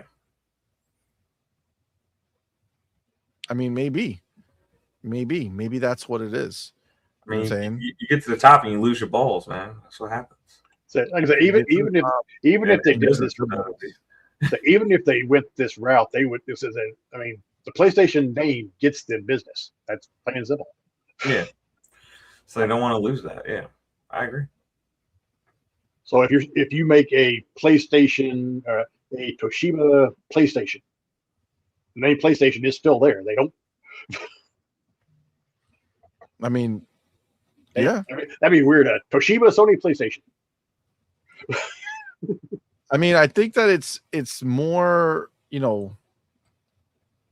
it's definitely possible. You know what I'm saying? Like, it's not like, I think that Xbox is going to essentially kind of pave the way. Like I said, I really feel like they're just waiting. You know what I'm saying? Like, I feel like they're just waiting. And PlayStation is just waiting to see how this all shakes out for Microsoft, where the vibes are, and then that's when we'll hear talk about more, concrete details of the, of what they're doing with their next PlayStation. Like, I think that's where we are. We're in a place that they're just waiting to see what Xbox does, how it shakes out for them, because at the end of the day, we know that PlayStation needs to make as much money as humanly possible. And yes, the PlayStation Store is great for that. What's not great for that is any IP that's not their absolute biggest IP. And even then, it's still on a downward trend, right? So outside of God of War and Spider-Man, which is still on a downward trend, but those are the games that sold decent amount, right? Like, it's still sold less than before. So how is that first party going to survive? I don't know. I don't see PlayStation continuously investing more and more money. I think, or let me say, not PlayStation, Sony. Right? I don't think that Sony's going to be like, you know what? Let's go ahead and invest way more. Here's more dollars. I think it's just PlayStation dollars that are getting used, and PlayStation has to keep as much profit as they can. And that's where the dilemma is for them. And I don't think they hold out forever. Now, maybe it's not this generation, maybe it's not this generation. Maybe this is the generation they hold out on. But honestly, I feel like this, how Xbox, Phil Spencer said that last generation was the worst generation to lose. Yeah. Okay. Well, this is the thing. If PlayStation goes this whole next generation not being a part of the movement of change that's taking place over the course of that time, if the movement does successfully take place and everything does change, that would be the worst generation for PlayStation to not have been on board. And then you're really in a pickle. You know what I'm saying? Like, that's really the dilemma, where it's like, okay, well, do they risk doing the change and, possibly fucking up? Or do they risk not doing a change and then the world changes underneath them, like changes right underneath their feet, and all of a sudden it's too late and they can't backpedal into it? I don't know. I think Sony's biggest problem is they need a partner. They need a big three partner. Like they need a sugar daddy. Yeah, they need an Apple, or they need Google to partner with them. Just for like infrastructure. They just don't have enough of it to like really make those big changes. I think they need a partnership of some sort. Yeah, I definitely can see that. You know what the PS guys will say on this, though, right? The fanboys. What? Like, he's a former exec. What does he know? Even though they'll always quote him on other stuff he says. Yeah. Of course, it's the only way. Like the PlayStation, like guys like to do with Mike Ibarra. Well, what he says is fact. Okay, so Sean Layden is too. Well, he's a former exec. You don't know. Exactly. They always make it where it's going to be convenient for them, right? However that convenience factor shakes out for them, right? As long as the narrative is in their direction, that's where they go. If the narrative is against the direction, then I've seen them do it. I think we all have. It's crazy. But yet they'll immediately quote the lady who left around the Xbox 360 gen and Mike Ibarra as fact. Well, they're former execs. They used to work there. They know what's going on. I mean, it's really what it is. At the end of the day, they're always going to do the same thing. We know it. Ponies follow just like PlayStation follows. It's just the way forward for them. So, all right. Any last bars on this here when it comes to Phil and fucking Sean and everything else going on with the single gaming format? Well, let me ask you this before we head out. What do you think about this single gaming format? Do you think that this is the way forward? I mean, we have talked about movies, TV, all in the same boat, right? Any CD player you buy will play any CD, any movie, any DVD player, any 4K DVD player or 4K Blu-ray player, right? They all play whatever is available. You don't have to buy a different version of a movie or a different version of a TV of a song to play it, right? So is this even do you think this is let's say Sony was on board, do you think this is the answer? I think it's gonna come down to Windows 12 and the Xbox full screen experience. I think that'll kind of be the determining factor. I think if they kind of hit it off, then that's going to kind of be where things go. But I think if, Windows 12 and the Xbox full screen experience doesn't land how it should, I think we're going to probably be like a couple years more away from that type of future being a possibility. Yeah. Yeah, I agree. I mean, look, at the end of the day, I think this is all saying the same thing. I think Microsoft already has this in motion. And it's just a matter of where PlayStation is going to fall. Well, that's why a lot of games, I don't say a lot, some, that's what hurts Xbox is they have their own format. Because they don't, if I remember right, they don't use the same format that Sony or PlayStation and them use. So when the company goes to make a game, they're of course going to go to PlayStation because that's where the bigger base is. So if you make a unified format, that kind of takes it out of their advantage. Yeah. Well, I mean, if you think about it, that's literally what PlayStation said. What Mark Cerny said was that he's working with AMD. They are basically doing what he's proposing, but right now it's just through AMD, where they're gonna make it where a lot more of the features that are built in through all the systems, so that it's more used across the board by devs, right? Like that's what Mark Cerny said already. So this is really just it's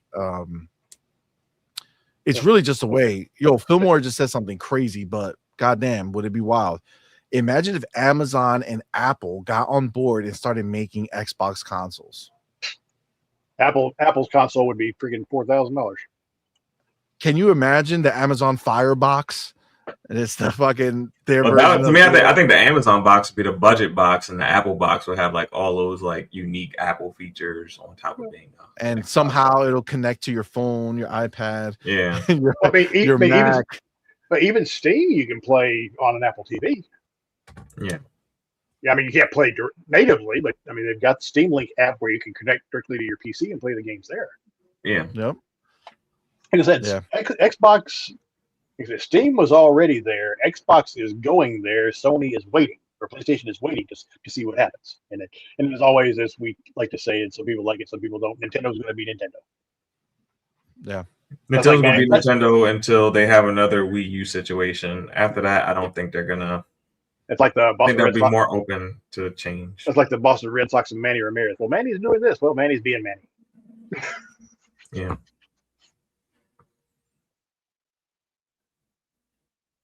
Oh, lost CMoney. Oh, got him. I'm back. All right.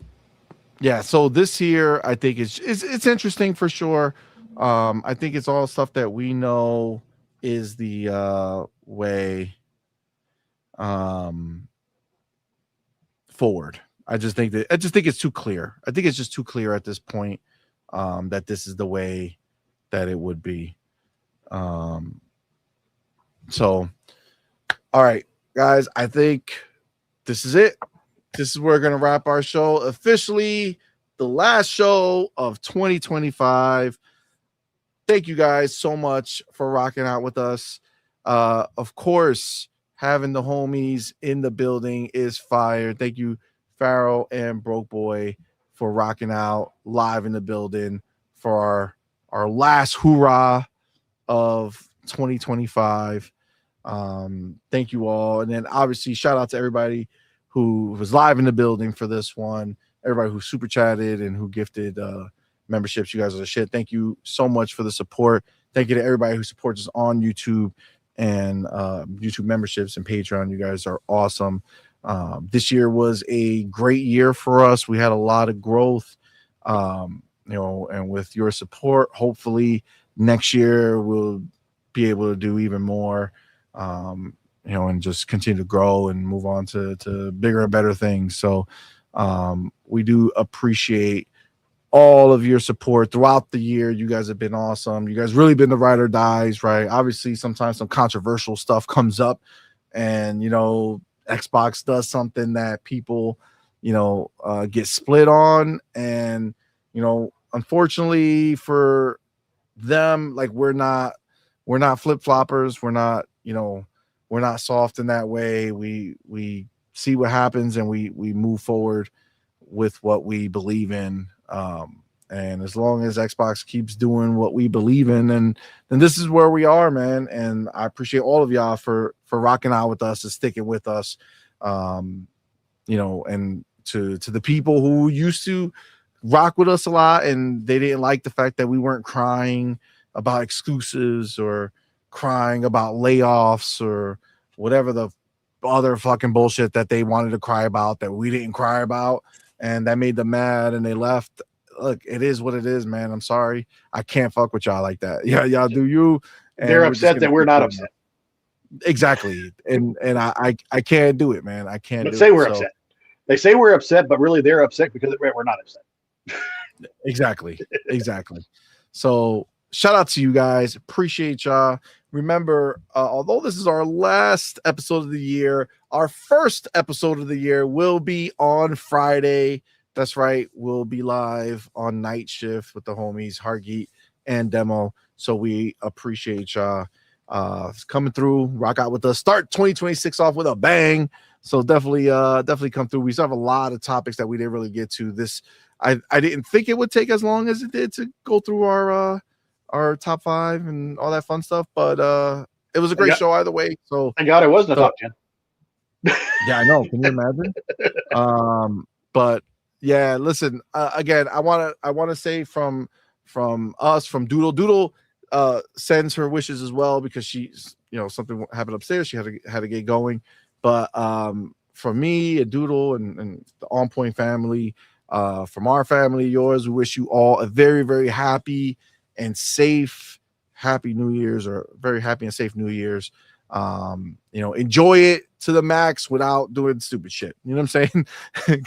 There's crazy times right now. A lot of crazy shit's been going on. So definitely stay safe with every one of your family members that you get to experience it with. Be very grateful for what you have. We're grateful for our family and everything that you guys are a part of here on YouTube. So appreciate y'all so much. Broke Boy, I know you don't have a channel or anything, but just kind of get your last words in. I do have a channel. There you go. Well, pimp it out, bro. Pimp it out. Not much on it. Nah, I've done a couple videos. Like I say, I've got a channel. Like I don't do a lot. I've done a couple of unboxings and things like that. As far as actual regular content, I don't do anything. I don't do much because I just kind of do it for me, just to get it out there. If people watch it, they watch it. If they don't, they don't. Let me hang on a second. I'll have to pull it up here. Yeah, if you have it, put it out. And I appreciate you coming through too, man. You're awesome. I appreciate you asking me because they say we're supposed to be last week, but basically everybody pretty much said, we're not going to do anything now. Yeah, I mean, we were sick, but yeah, I feel that. And Pharaoh, man, let everybody know what you got going on. Again, appreciate you, my brother, for coming through.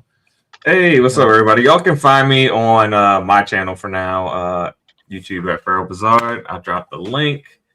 And yeah, I'll start dropping some new content as the new year after the new year. But yeah, come through, rock out, hit the subscribe button, and I'll drop some videos for sure. That's what's up, man. Appreciate you. Thank you again, bro. Every week, just rocking here with us, man. It means a lot to us. And listen, I also want to say, man, I do appreciate the names that I see week in and week out. Every show, you guys are there. You guys are the shit, and we do see you. We do appreciate y'all. You know, it means a lot to us to be able to have our homies come through every time we go live. So we thank y'all so very, very much for this amazing year, man. 2025, like I said, was awesome, man. We had tons of growth, and hopefully 2026 bigger and better, man. Just keep moving in the right direction. And with that, we're going to go ahead. Like I said, Doodle had to go, but we're going to go ahead and end the show the way we end every single show. Doodle, we're done. Until next time, you're intruding.